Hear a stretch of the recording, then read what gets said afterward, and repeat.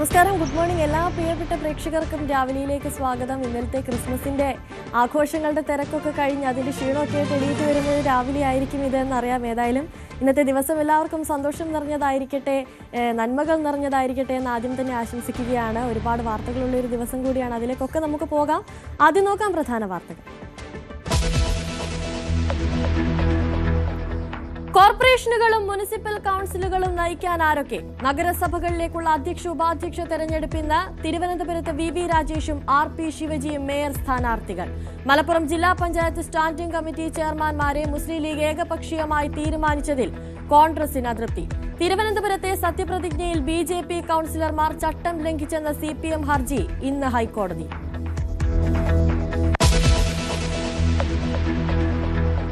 ശബരിമല സ്വർണ്ണക്കൊള്ളയിൽ അന്വേഷണം വ്യാപിപ്പിക്കാൻ SIT. മുൻ ദേവസ്വം ബോർഡ് അംഗങ്ങൾ ഇന്ന് ചോദ്യം ചെയ്യലിന് ഹാജരാകും. ചോദ്യം ചെയ്യൽ മുൻകൂർ ജാമ്യാപേക്ഷ പരിഗണനയിലിരിക്കെ.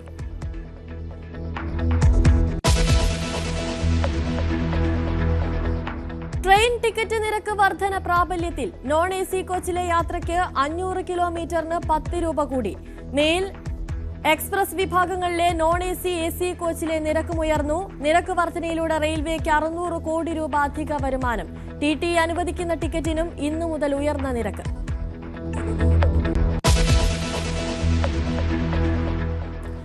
വയനാട് വണ്ടിക്കടവിലെ നരഭോജിക്കടുവ കൂട്ടിൽ അകപ്പെട്ടത് പുലർച്ചെ 1:30 കൂട്ടിലായത് 14 വയസ്സുള്ള ആൺകടുവ.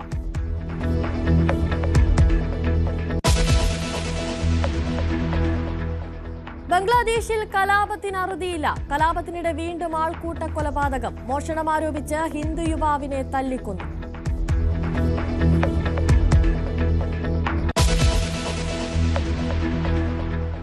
വാർത്തകളിലേക്ക് വിശദമായി വരുമ്പോൾ ആദ്യം തന്നെ നമ്മൾ പോകുന്നത് മുനിസിപ്പൽ കൗൺസിലുകളിലേക്കും കോർപ്പറേഷനിലേക്കുമുള്ള അധ്യക്ഷ ഉപാധ്യക്ഷ തെരഞ്ഞെടുപ്പ് അതിന് നടക്കുകയാണ്. നഗരസഭാ ചെയർപേഴ്സൺമാരുടെയും കോർപ്പറേഷൻ മേയർമാരുടെയും തെരഞ്ഞെടുപ്പ് രാവിലെ 10:30 നടക്കുക. ഉപാധ്യക്ഷന്മാരെയും ഡെപ്യൂട്ടി മേയർമാരെയും ഉച്ചയ്ക്ക് 2:30 വോട്ടെടുപ്പിലൂടെ തെരഞ്ഞെടുക്കും. തിരുവനന്തപുരം നഗരസഭയിൽ വി രാജേഷാണ് BJPയുടെ മേയർ സ്ഥാനാർത്ഥി. കൂടുതൽ വിവരങ്ങളുമായി വി വിനോദ് ചേരുന്നുണ്ട്. വിനോദ്, മേയർ സ്ഥാനാർത്ഥി മേയർമാരാരാണെന്നുള്ള അവസാനത്തെ തീരുമാനം അതിന്ന് വിധിക്കുകയാണ്. അപ്പോഴും അവിടെ അനിശ്ചിതത്വം നിലനിൽക്കുന്ന പ്രധാനമായും തിരുവനന്തപുരം കോർപ്പറേഷനിലേക്ക് വരുമ്പോൾ ഇപ്പോഴും എന്തുകൊണ്ട് ആ ശ്രീലേഖയെ തഴഞ്ഞു എന്നുള്ള ചർച്ചകൾ ഇപ്പോഴും തിരുവനന്തപുരത്ത് പുരോഗമിക്കുകയാണ്. അനുശ്രീ, തിരുവനന്തപുരം സംബന്ധിച്ച് BJPക്ക് വലിയ നേട്ടമാണ് ഉണ്ടായിരിക്കുന്നത്. കാരണം കാലങ്ങളായി 36 സീറ്റ് എന്ന സംഖ്യയിലേക്കൊക്കെ BJP എത്തിയെങ്കിലും ഒരു ഘട്ടത്തിൽ പോലും ഭരണത്തിലേക്ക് എത്താൻ കഴിഞ്ഞിരുന്നില്ല. ഇപ്പോഴും കേവല ഭൂരിപക്ഷമില്ലെങ്കിൽ പോലും 50 സീറ്റുകൾ നേടാൻ BJPക്ക് സാധിച്ചു. ഒപ്പം തന്നെ ഒരു സ്വതന്ത്രൻ്റെ കൂടി പിന്തുണ, ആ പിന്തുണയും ഉറപ്പായിട്ടുണ്ട്. അങ്ങനെ 51 പേരുടെ ഭൂരിപക്ഷത്തിൽ അധികാരത്തിൽ കയറാവുന്ന എല്ലാ സാഹചര്യവുമായിരിക്കുന്നു. അവിടെയാണ് ചില അനിശ്ചിതത്വമുണ്ടായിരുന്നത്. വി രാജേഷാണോ ശ്രീലേഖയാണോ മേയറാകുക എന്ന കാര്യത്തിൽ. നേരത്തെ വനിതാ സംവരണമായിരുന്നു, വനിതയാണ്. അങ്ങനെയാണ് നേരത്തെ LDFൻ്റെ വനിതാ മേയർ ഉണ്ടായിരുന്ന ആര്യ രാജേന്ദ്രൻ മേയറായത്. അതിനുശേഷം ഇപ്പോൾ ജനറൽ സീറ്റ് അല്ലെങ്കിൽ പുരുഷന് വരാൻ കഴിയുന്ന തരത്തിലാണ്. പക്ഷേ അവിടെയും ശ്രീലേഖയെ കൊണ്ടുവരാനും ഡെപ്യൂട്ടി മേയറായി മറ്റൊരു വനിതയെ കൊണ്ടുവരാനുമുള്ള നീക്കം BJPയുടെ ഭാഗത്ത് നിന്ന് തുടക്കത്തിലുണ്ടായിരുന്നത്. പക്ഷേ വി രാജേഷിന് അനുകൂലമായി പിന്നീട് കാര്യങ്ങൾ മാറുകയായിരുന്നു. കഴിഞ്ഞ ദിവസം ദില്ലിയിൽ നടന്ന ചർച്ചകളിലാണ് അങ്ങനെ ഒരു മുൻതൂക്കം വി രാജേഷിന് ലഭിച്ചത്. പക്ഷേ ആദ്യ ദിവസങ്ങളിൽ രാജീവ് ചന്ദ്രശേഖറിന് വി രാജേഷ് വരുന്നതിനോട് യോജിപ്പില്ല എന്ന തരത്തിലുള്ള ചില വിവരങ്ങൾ പുറത്തു വന്നിരുന്നു. പക്ഷേ അത് പൂർണ്ണമായും കഴിഞ്ഞ ദിവസം രാജീവ് ചന്ദ്രശേഖർ നിഷേധിച്ചു. താൻ ഇവിടെ നിന്ന് ഒരു സെറ്റ് പേരുകളുമായാണ് പോയത്. ആ പേരുകൾ അവിടെ ചർച്ച ചെയ്തു. അതിനുശേഷം പല കാര്യങ്ങൾ പരിശോധിച്ച് രാജേഷിലേക്ക് എത്തുകയായിരുന്നു എന്ന വിശദീകരണമാണ് രാജീവ് ചന്ദ്രശേഖർ നൽകുന്നത്. അതോടൊപ്പം തന്നെ വി മുരളീധരൻ പക്ഷത്തിൻ്റെ ഒരു ഇടപെടലാണ് രാജേഷിനെ മേയർ സ്ഥാനത്തേക്ക് എത്തിച്ചതെന്ന ചില വാർത്തകളും കഴിഞ്ഞ ദിവസം പുറത്തു വന്നിരുന്നു. പക്ഷേ അത് നിഷേധിച്ചുകൊണ്ട് വി മുരളീധരൻ തന്നെ കഴിഞ്ഞ ദിവസം പോസ്റ്റിട്ടിരുന്നു. മാധ്യമങ്ങളിലൂടെ വരുന്ന വാർത്തകൾ ശരിയല്ല എന്ന കാര്യമാണ്. ഒരു തരത്തിലുള്ള ഇടപെടലും ഇക്കാര്യത്തിൽ ഉണ്ടായിട്ടില്ല എന്ന് വി മുരളീധരൻ വിശദീകരിക്കുകയും ചെയ്തിരുന്നു. അതുകൊണ്ട് തന്നെ രാജീവ് ചന്ദ്രശേഖർ പറയുന്നതാണ് കുറച്ചുകൂടി ഇക്കാര്യത്തിൽ ശരിയെന്ന് വിലയിരുത്തേണ്ടി വരും. കാരണം ഇപ്പോൾ വലിയ അപ്രമാദിത്വം സംസ്ഥാന ഘടകത്തിൽ രാജീവ് ചന്ദ്രശേഖരനുണ്ട്. അതോടൊപ്പം തന്നെയാണ് ഈ BL സന്തോഷിൻ്റെയൊക്കെ ഇടപെടൽ ഉണ്ടായി എന്ന വിവരങ്ങൾ വരുമ്പോഴും അതെല്ലാം തന്നെ പൂർണ്ണമായും ശരിയല്ല എന്ന് പറയേണ്ടി വരുന്നത് കേന്ദ്രത്തിലും രാജീവ് ചന്ദ്രശേഖരനുള്ള സ്വാധീനം തന്നെയാണ്. വി രാജേഷിനോട് ചെറുതായെങ്കിലും ഒരു അനിഷ്ടം രാജീവ് ചന്ദ്രശേഖരൻ ഉണ്ട് എന്ന് നേരത്തെ പറയാൻ കാരണം ലോക്സഭാ തിരഞ്ഞെടുപ്പിൽ ഉണ്ടായ രാജീവ് ചന്ദ്രശേഖരൻ്റെ തോൽവിയാണ്. അന്ന് ജില്ലാ ഘടകത്തിൻ്റെ ഭാഗത്ത് നിന്ന് ചില നീക്കങ്ങൾ ഊർജിതമായി ഉണ്ടായില്ല, വിജയത്തിന് വേണ്ടിയുള്ള പ്രവർത്തനം ഉണ്ടായില്ല എന്ന തരത്തിലുള്ള ചില ആക്ഷേപങ്ങളൊക്കെ ഒരു വശത്തു നിന്ന് ഉയർന്നു വന്നു. ഇതാണ് രാജീവ് ചന്ദ്രശേഖരന് വി രാജേഷിനോട് അനിഷ്ടമുണ്ടാകാനുള്ള കാരണമായി ആ സമയത്ത് ചൂണ്ടിക്കാണിച്ചിരുന്നത്. പക്ഷേ അതെല്ലാം മാറിയിരിക്കുന്നു. ഇപ്പോൾ രാജേഷ് തന്നെ മേയർ സ്ഥാനത്തേക്ക് വരുന്നു. വോട്ടിൻ്റെ കാര്യത്തിലും മറ്റ് പ്രശ്നമില്ല. 51 പേരുടെ വോട്ട് ഇതിനകം തന്നെ BJP ഉറപ്പാക്കിയിട്ടുണ്ട്. ആശാനാഥും ആ തരത്തിൽ തന്നെയാണ്. അതൊരു തീപ്പൊരി നേതാവാണ്.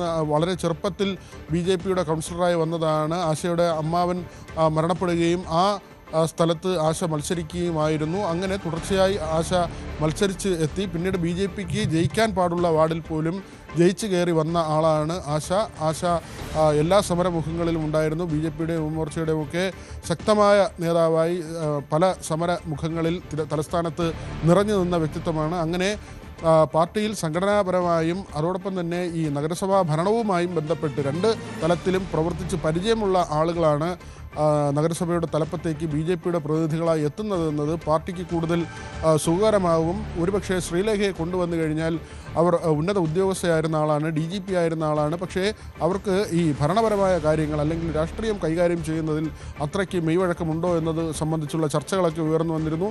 അവിടെയാണ് രാജേഷിനും ആശയ്ക്കുമൊക്കെ അവർ ഇതുവരെ കൊണ്ടു നടന്ന രാഷ്ട്രീയം അല്ലെങ്കിൽ അവരുടെ പ്രവൃത്തി പരിചയമൊക്കെ തന്നെ ഗുണകരമായി മാറുന്നത്. കൊല്ലത്തും സ്ഥിതി വ്യത്യസ്തമാണ്. ഒരിക്കലും നഗരസഭാ ഭരണത്തിലേക്ക് എത്താത്ത കോൺഗ്രസ് അവിടെ UDF അവിടെ അധികാരത്തിലേക്ക് എത്തുകയാണ്. കൊല്ലം പോലൊരു ഇടത് കോട്ടയിൽ UDFന് അധികാരം കിട്ടുക എന്നത് തന്നെയായിരുന്നു ഈ തദ്ദേശ തെരഞ്ഞെടുപ്പിലെ അത്ഭുതങ്ങളിൽ ഒന്ന് എന്ന് നമുക്ക് വിശേഷിപ്പിക്കാൻ കഴിയുന്ന കാര്യമാണ് കൊല്ലത്തെ UDFൻ്റെ മുന്നേറ്റം. അവിടെ മേയർ സ്ഥാനത്തേക്ക് കോൺഗ്രസിൻ്റെ പ്രതിനിധി ഉണ്ടാകും, ഡെപ്യൂട്ടി മേയർ സ്ഥാനത്തേക്കും കോൺഗ്രസ് തന്നെയാണ് അവിടെ ലക്ഷ്യം വയ്ക്കുന്നത്. പക്ഷേ അവിടെ RSPയുമായും ഒക്കെ തന്നെയുള്ള ചർച്ചകൾ തുടരുകയാണ്. ഇന്നും അവസാനഘട്ട ചർച്ചകൾക്കുള്ള സാധ്യതയുണ്ടെന്നാണ് നേതാക്കൾ പറയുന്നത്. എങ്കിൽ തന്നെയും തർക്കങ്ങളില്ലാതെ അവിടെയും പ്രശ്നപരിഹാരം ഉണ്ടാകുമെന്ന് തന്നെ കരുതുന്നു. കൊച്ചിയിലും ദീപ്തി മേരി വർഗീസിൻ്റെ പേരുമായി ബന്ധപ്പെട്ട് വലിയ തോതിലുള്ള ചർച്ചകൾ വന്നു. അവിടെ സാമുദായിക സമവാക്യത്തിൻ്റെ കാര്യങ്ങൾ വന്നു. ഏറ്റവും ഒടുവിലാണ് മിനിമോളെ അവിടെ മേയറാക്കാനുള്ള തീരുമാനമുണ്ടാകുന്നത്. ആ തരത്തിലൊക്കെ ഈ ഇന്നത്തെ തെരഞ്ഞെടുപ്പിനെ കാണേണ്ടതുണ്ട്. തൃപ്പൂണിത്തുറയിലും അതുപോലെ തന്നെ 6 സീറ്റിൻ്റെ കുറവ് BJPക്ക് ഉണ്ടെങ്കിലും ഏറ്റവും വലിയ ഒറ്റക്കക്ഷിയാണ്. 21 സീറ്റുണ്ട്. 20 സീറ്റാണ് തൊട്ട് പുറകിലുള്ള കക്ഷിക്കുള്ളത്. എങ്കിൽ തന്നെയും ഒറ്റക്കക്ഷിയായതുകൊണ്ട് ഭരിക്കാൻ കഴിയുമെന്ന പ്രതീക്ഷ തന്നെയാണ് BJP വെച്ച് പുലർത്തുന്നത്. മാത്രമല്ല ഈ ഒരു തലത്തിലും അത് കോർപ്പറേഷനിലോ അല്ലെങ്കിൽ മറ്റ് നഗരസഭകളിലോ അല്ലെങ്കിൽ പഞ്ചായത്ത് തലത്തിലോ ഒന്നും തന്നെ LDF UDF ധാരണ വേണ്ട എന്ന തീരുമാനത്തിൽ തന്നെയാണ് ഇരു മുന്നണികളും ഉള്ളത്. കാരണം അങ്ങനെ ഒരു ധാരണ ഉണ്ടാക്കിയാൽ അടുത്ത നിയമസഭാ തിരഞ്ഞെടുപ്പിനെ അത് ബാധിക്കും. ഇങ്ങനെ ഒരു ഇന്ത്യ സഖ്യം കേരളത്തിലും പ്രാവർത്തികമായി എന്ന പ്രചരണം വ്യാപകമായി BJP അഴിച്ചുവിടും. അതുകൊണ്ട് തന്നെ അത് അടുത്ത അസംബ്ലി തിരഞ്ഞെടുപ്പിന് തിരിച്ചടിയാകുമെന്നുള്ളത് കൊണ്ട് തന്നെ LDF UDF സഖ്യം ഒരു പ്രാദേശിക തലത്തിലും വേണ്ട എന്ന ഒരു തീരുമാനത്തിൽ കൂടി എത്തിയിട്ടുണ്ട്. അനുശ്രീ, വിനോദ്, കേരളത്തിൽ ആദ്യമായി ഭരണം കിട്ടിയ ഒരു കോർപ്പറേഷനാണ് BJPക്ക് തിരുവനന്തപുരം എന്ന് പറയുന്നത്. അവിടെ VV രാജേഷിനെ പോലെ ഒരാൾ വരുമ്പോൾ അത് എത്രത്തോളം BJPക്ക് ഗുണകരമാകുമെന്ന് കരുതാം? തീർച്ചയായും നേരത്തെ തന്നെ രാജേഷ് പൂജപ്പുരയിലെ കൗൺസിലർ ആയിരുന്നതാണ്. ഇപ്പോൾ വീണ്ടും ഒരു തവണ കൂടി വരുന്നു. അങ്ങനെ കൗൺസിലറായി എത്തുന്നു എന്നത് മാത്രമല്ല VV രാജേഷിൻ്റെ ഒരു മെച്ചം.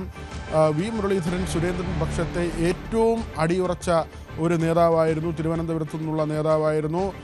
മാത്രമല്ല K സുരേന്ദ്രൻ മാറുന്ന പദവിയിലേക്ക്, അത് യുവമോർച്ചയുടെ സംസ്ഥാന അധ്യക്ഷ പദവി ഉൾപ്പെടെയുള്ള പോസ്റ്റുകളിലേക്ക് എത്തിയ ആളാണ്.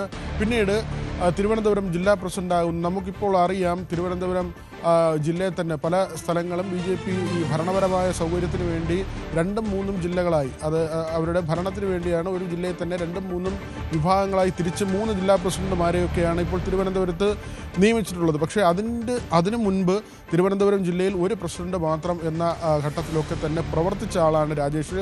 അതുകൊണ്ട് തിരുവനന്തപുരം നഗരസഭ മാത്രമല്ല, തിരുവനന്തപുരം റൂറലുമായി ബന്ധപ്പെട്ടുള്ള കാര്യങ്ങളും വളരെ വ്യക്തമായി അറിയാവുന്ന വ്യക്തിയാണ് രാജേഷ്. പക്ഷേ ഇപ്പോൾ നഗരഭരണം കൈകാര്യം ചെയ്താൽ മതി, 101 സീറ്റിൻ്റെ കാര്യം നോക്കിയാൽ മതി. പ്രധാനപ്പെട്ട നഗര കേന്ദ്രീകൃതമായ നിയമസഭാ മണ്ഡലങ്ങൾ ഉൾപ്പെടുന്ന പ്രദേശത്തെ വാർഡുകളാണ്. അതുകൊണ്ട് രാജേഷിനെ സംബന്ധിച്ച് ഈ ഭരണപരമായ കാര്യങ്ങൾ അല്ലെങ്കിൽ പ്രാദേശിക വിഷയങ്ങൾ തിരിച്ചറിയുന്നതിന് ബുദ്ധിമുട്ടില്ല. ജില്ല മുഴുവൻ ജില്ലാ അധ്യക്ഷൻ എന്ന നിലയിൽ യാത്ര ചെയ്ത ആളാണ്. ഓരോ മേഖലയിലെയും കാര്യങ്ങൾ അറിയാവുന്ന ആളാണ്. ഓരോ മേഖലയിലെയും രാഷ്ട്രീയം അറിയാവുന്ന ആളാണ്. അതുകൊണ്ട് തന്നെ ഭരണപരമായി ഇങ്ങനെ ഒരു സ്ഥാനത്തേക്ക് എത്തുമ്പോൾ അത് കൂടുതൽ ഗുണകരമാവുകയുള്ളൂ. ഓരോ പ്രദേശത്തെ കൗൺസിലർമാരും ആ വിവരങ്ങൾ പറയുമ്പോൾ, അവരുടെ വിഷയങ്ങൾ അവതരിപ്പിക്കുമ്പോൾ അത് തിരിച്ചറിയാൻ കഴിയുന്ന ഒരു മേയറായി രാജേഷിന് മാറാൻ കഴിയുമെന്ന് തന്നെയാണ് കണക്കാക്കുന്നത്. പക്ഷേ അവിടെയും സംഘപരിവാർ രാഷ്ട്രീയം പോലുള്ള കാര്യങ്ങളൊക്കെ ഉണ്ട്. അത് മറ്റൊരു വശമാണ്. എങ്ങനെയാകും തലസ്ഥാനം ഇതിനെ കൈകാര്യം ചെയ്യുക, ഇനിയുള്ള ദിവസങ്ങളിൽ കാണുക എന്നത് വളരെ പ്രധാനപ്പെട്ട കാര്യമാണ്. പ്രധാനമന്ത്രി തിരുവനന്തപുരത്തേക്ക് വരാൻ പോവുകയാണ്. പ്രധാനമന്ത്രി തന്നെ ട്വീറ്റ് ചെയ്യുന്നു, അല്ലെങ്കിൽ അമിത്ഷാ അങ്ങനെ സോഷ്യൽ മീഡിയയിൽ തിരുവനന്തപുരത്തെ വിജയത്തെക്കുറിച്ചുള്ള ആഹ്ലാദം പങ്കുവയ്ക്കുന്നു. അങ്ങനെ പ്രധാനപ്പെട്ട നേതാക്കൾ തിരുവനന്തപുരത്ത് വന്ന് അവർ ഏറ്റവും വലിയ ഫ്ലാഗ്ഷിപ്പ് എന്ന് പറയാൻ പറ്റുന്ന തരത്തിലുള്ള പദ്ധതികൾ പ്രഖ്യാപിക്കുമെന്ന് തന്നെയാണ് BJP സംസ്ഥാന നേതൃത്വം പറയുന്നത്. അങ്ങനെയെങ്കിൽ തിരുവനന്തപുരത്തുകാർക്ക് ഈ വികസനത്തിൻ്റെ കാര്യത്തിൽ വലിയ പ്രതീക്ഷ നൽകുന്നൊരു കാര്യമാണ്. വിഴിഞ്ഞം തുറമുഖം യാഥാർത്ഥ്യമായ ഒരു സാഹചര്യം നിലനിൽപ്പുണ്ട്. അതുമായി ബന്ധപ്പെട്ടൊക്കെ തന്നെ വലിയ പദ്ധതികൾ ഇനിയും പ്രഖ്യാപിച്ചു കഴിഞ്ഞാൽ തലസ്ഥാന ജില്ലയെ സംബന്ധിച്ച് അത് വികസനത്തിൻ്റെ കാര്യത്തിൽ വലിയ മെച്ചമുണ്ടാക്കുന്നതായിരിക്കും. അതേസമയം തന്നെയാണ് മുഖ്യമന്ത്രി കഴിഞ്ഞ ദിവസം പ്രഖ്യാപിച്ച ഒരു കാര്യം കൂടി നമ്മൾ ഇതിനോടൊപ്പം ചേർത്ത് വായിക്കണം. അതായത് ഒരു തിരിച്ചറിയൽ രേഖ അത് സംസ്ഥാനം സ്വന്തം നിലയ്ക്ക് പുറത്തിറക്കുന്നു. അതെല്ലാം തന്നെ അതിൻ്റെ മുന ചെന്ന് കൊള്ളുന്നത് BJPക്ക് നേരെയാണ്. കാരണം ഉത്തരേന്ത്യയിൽ ഉൾപ്പെടെ ഈ പൗരത്വ ഭേദഗതി നിയമത്തിൻ്റെയും പൗരത്വ ബില്ലിൻ്റെയും പേരിലൊക്കെ തന്നെ പൗരത്വ രജിസ്റ്ററിൻ്റെയും ഒക്കെ പേരിൽ മതന്യൂനപക്ഷങ്ങൾ വേട്ടയാടപ്പെടുമെന്ന ആശങ്ക നിലനിൽക്കുമ്പോഴാണ് സംസ്ഥാനത്ത് ഇങ്ങനൊരു നീക്കമുണ്ടാകുന്നത്. അതിൻ്റെയൊക്കെ അനുരണനം എങ്ങനെ തിരുവനന്തപുരത്തും ബാധിക്കുമെന്നത് വളരെ പ്രധാനപ്പെട്ട കാര്യമാണ്. ക്രിസ്മസ് സംഘങ്ങൾക്ക് നേരെ ഉത്തരേന്ത്യയിൽ മാത്രമല്ല കേരളത്തിൽ പോലും കരോൾ സംഘങ്ങൾക്ക് നേരെ ആക്രമണമുണ്ടായ സമീപകാല സംഭവങ്ങളുണ്ട്. അതെല്ലാം തന്നെ ആ വിഭാഗം എങ്ങനെ ഏറ്റെടുക്കും? അതായത് പൂർണ്ണമായും രാഷ്ട്രീയമായ വിഷയങ്ങളും വികസന വിഷയങ്ങളും ഒക്കെ തന്നെ പുതിയ ഭരണസമിതിക്ക് മുന്നിലേക്ക് വരും. അവർ എങ്ങനെ കൈകാര്യം ചെയ്യുന്നു? ഇതിനൊക്കെ അപ്പുറത്തേക്ക് താഴെത്തട്ടിലെ പ്രശ്നങ്ങളുണ്ട്. തെരുവനായ ശല്യമുണ്ട്, വെളിച്ചത്തിൻ്റെ പ്രശ്നമുണ്ട്, മാലിന്യ സംബന്ധമായി ഈ ഓടകളുടെ പ്രശ്നമുണ്ട്, ഇതിൻ്റെ ഒരു പ്ലാന്റുകൾ നിർമ്മിക്കുന്നതുമായി ബന്ധപ്പെട്ടുള്ള വിഷയങ്ങൾ അവശേഷിക്കുന്നുണ്ട്. ഇപ്പോൾ വിളപ്പിൽശാല പ്ലാന്റ് മാറിയെങ്കിലും ചാലയിലും മറ്റ് മുട്ടത്തറയിലുമൊക്കെ ചില പ്ലാന്റുകൾ വന്നിട്ടുണ്ടെങ്കിൽ ഇത് പര്യാപ്തമല്ല. ഈ ഹോട്ടൽ മാലിന്യം നീക്കം ചെയ്യുന്നത് അത് തമിഴ്നാടിൻ്റെ അതിർത്തിയിലേക്ക് ആശുപത്രി മാലിന്യവും ഹോട്ടൽ മാലിന്യവും കൊണ്ടുപോവുകയും അത് പിടികൂടുകയും അവിടെ അത് പിഴയടക്കുകയും ചെയ്ത സമീപകാല സംഭവങ്ങളുണ്ട്. ഇതിനൊക്കെ ശാശ്വതമായ പരിഹാരം കാണാൻ തിരുവനന്തപുരം നഗരസഭാ ഭരണത്തിന് കഴിയണം. അതോടൊപ്പം തന്നെ രാഷ്ട്രീയമായി ജനങ്ങളെ വേർതിരിക്കാത്ത തരത്തിൽ, ജനങ്ങൾക്ക് ബുദ്ധിമുട്ടുണ്ടാകാത്ത തരത്തിൽ എല്ലാ വിഭാഗം ജനങ്ങൾക്കും ഒരുപോലെ കഴിയാനുള്ള രാഷ്ട്രീയ സാഹചര്യം കൂടി സംജാതമാകേണ്ടതുണ്ട്. അത് തിരുവനന്തപുരം നഗരസഭ മാത്രം വിചാരിച്ചാൽ നടക്കുന്നൊരു കാര്യമല്ല. എങ്കിൽ തന്നെയും പൊതുവിൽ നഗരസഭ ജനങ്ങൾക്ക് അനുകൂലമായ നിലയിൽ എല്ലാ കാര്യങ്ങളിലും തീരുമാനമെടുക്കുക എന്ന പ്രധാനപ്പെട്ടൊരു വെല്ലുവിളിയാണ്. പ്രത്യേകിച്ച് BJP ആദ്യമായി അധികാരത്തിൽ വരികയാണ്. ഈ ഒരു വർഗീയ കക്ഷി അല്ലെങ്കിൽ വർഗീയ പാർട്ടി എന്ന് എതിരാളികൾ നിരന്തരം പറയുന്ന സമയത്ത് വളരെ ജാഗ്രതയോടുകൂടി മാത്രമേ BJPക്ക് അവരുടെ ഭരണവുമായി മുന്നോട്ട് പോകാൻ കഴിയൂ. അനുശ്രീ, വിനോദ്, മറ്റൊരു കാര്യം എന്ന് പറയുന്നത് ഇന്നലെ മേയർ സ്ഥാനാർത്ഥി പ്രഖ്യാപനത്തിന് മണിക്കൂറുകൾക്ക് മുൻപ് വരെ ശ്രീലേഖ ആകും മേയർ സ്ഥാനാർത്ഥി എന്ന തരത്തിൽ വ്യാപകമായ പ്രചാരണം നടക്കുന്നുണ്ടായിരുന്നു. അവസാന നിമിഷത്തിലാണ് VV രാജേഷ് ആണ് മേയർ സ്ഥാനാർത്ഥിയായി വരുന്നത് എന്നുള്ള കാര്യങ്ങളൊക്കെ പുറത്തു വരുന്നത്. അങ്ങനെയെങ്കിൽ ഇനി BJP ശ്രീലേഖ ഏത് രീതിയിലായിരിക്കും പരിഗണിക്കുക എന്നത് വലിയൊരു ചർച്ചാ വിഷയമായി അവിടെ നിലനിൽക്കുകയല്ലേ? തീർച്ചയായും വലിയ സസ്പെൻസ് നിറഞ്ഞ ഒരു ദിവസം തന്നെയായിരുന്നു. ഇന്നലെ രാവിലെ വരെ ശ്രീലേഖ മേയറാകും എന്ന കാര്യം തന്നെയാണ്. മാത്രമല്ല, നമ്മൾ തിരഞ്ഞെടുപ്പ് പ്രചരണ സമയത്ത് കണ്ടതാണ് ശ്രീലേഖ മേയറാകും എന്നത് തന്നെയായിരുന്നു BJPയുടെ പ്രചരണം. ശ്രീലേഖയെ മേയർ സ്ഥാനാർത്ഥിയായി ഉയർത്തിക്കാട്ടിക്കൊണ്ട് തന്നെയാണ് പ്രചരണം മുഴുവൻ BJP കൊണ്ടുപോയത്. അപ്പോഴൊന്നും തന്നെ VV രാജേഷിൻ്റെ പേരിന് വലിയ പ്രാമുഖ്യം ഉണ്ടായിരുന്നില്ല. ശ്രീലേഖയ്ക്ക് തന്നെ കൂടുതൽ പ്രാധാന്യം നൽകിക്കൊണ്ട് തന്നെയാണ് VV രാജേഷിൻ്റെ വാർത്താ സമ്മേളനങ്ങളും അദ്ദേഹത്തിൻ്റെ ബൈറ്റുകളുമൊക്കെ ഉണ്ടായിരുന്നതും. പക്ഷേ ഇന്നലെ കാര്യങ്ങൾ അപ്പാടെ മാറുകയായിരുന്നു. അവിടെ VV രാജേഷിൻ്റെ ഒരു പ്രവൃത്തി പരിചയം അല്ലെങ്കിൽ ഈ രാഷ്ട്രീയത്തിലുള്ള പരിചയമൊക്കെ ഗുണമായി എന്ന് വേണം കരുതാൻ.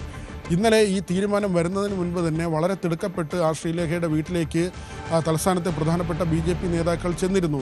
അത് അവരെ അനുനയിപ്പിക്കാനെന്നാണ് നമ്മൾ മനസ്സിലാക്കുന്നത്. കാരണം ശ്രീലേഖയെ പോലൊരാളിന് പ്രയാസമുണ്ടാകാതിരിക്കുക എന്നതുകൂടി നേതൃത്വത്തെ സംബന്ധിച്ച് വളരെ പ്രധാനപ്പെട്ട കാര്യമാണ്. അവർക്ക് അടുത്ത അസംബ്ലി തിരഞ്ഞെടുപ്പിൽ പ്രധാനപ്പെട്ട ഒരു സീറ്റ്, അതായത് ജയസാധ്യത വളരെ കൂടുതലുള്ളൊരു സീറ്റ് വാഗ്ദാനം ചെയ്തിട്ടുണ്ടെന്ന് കൂടി മനസ്സിലാക്കുന്നു. അനുശ്രീ, ശരി. VV വിനോദാണ് കൂടുതൽ വിവരങ്ങൾ നൽകിയത്.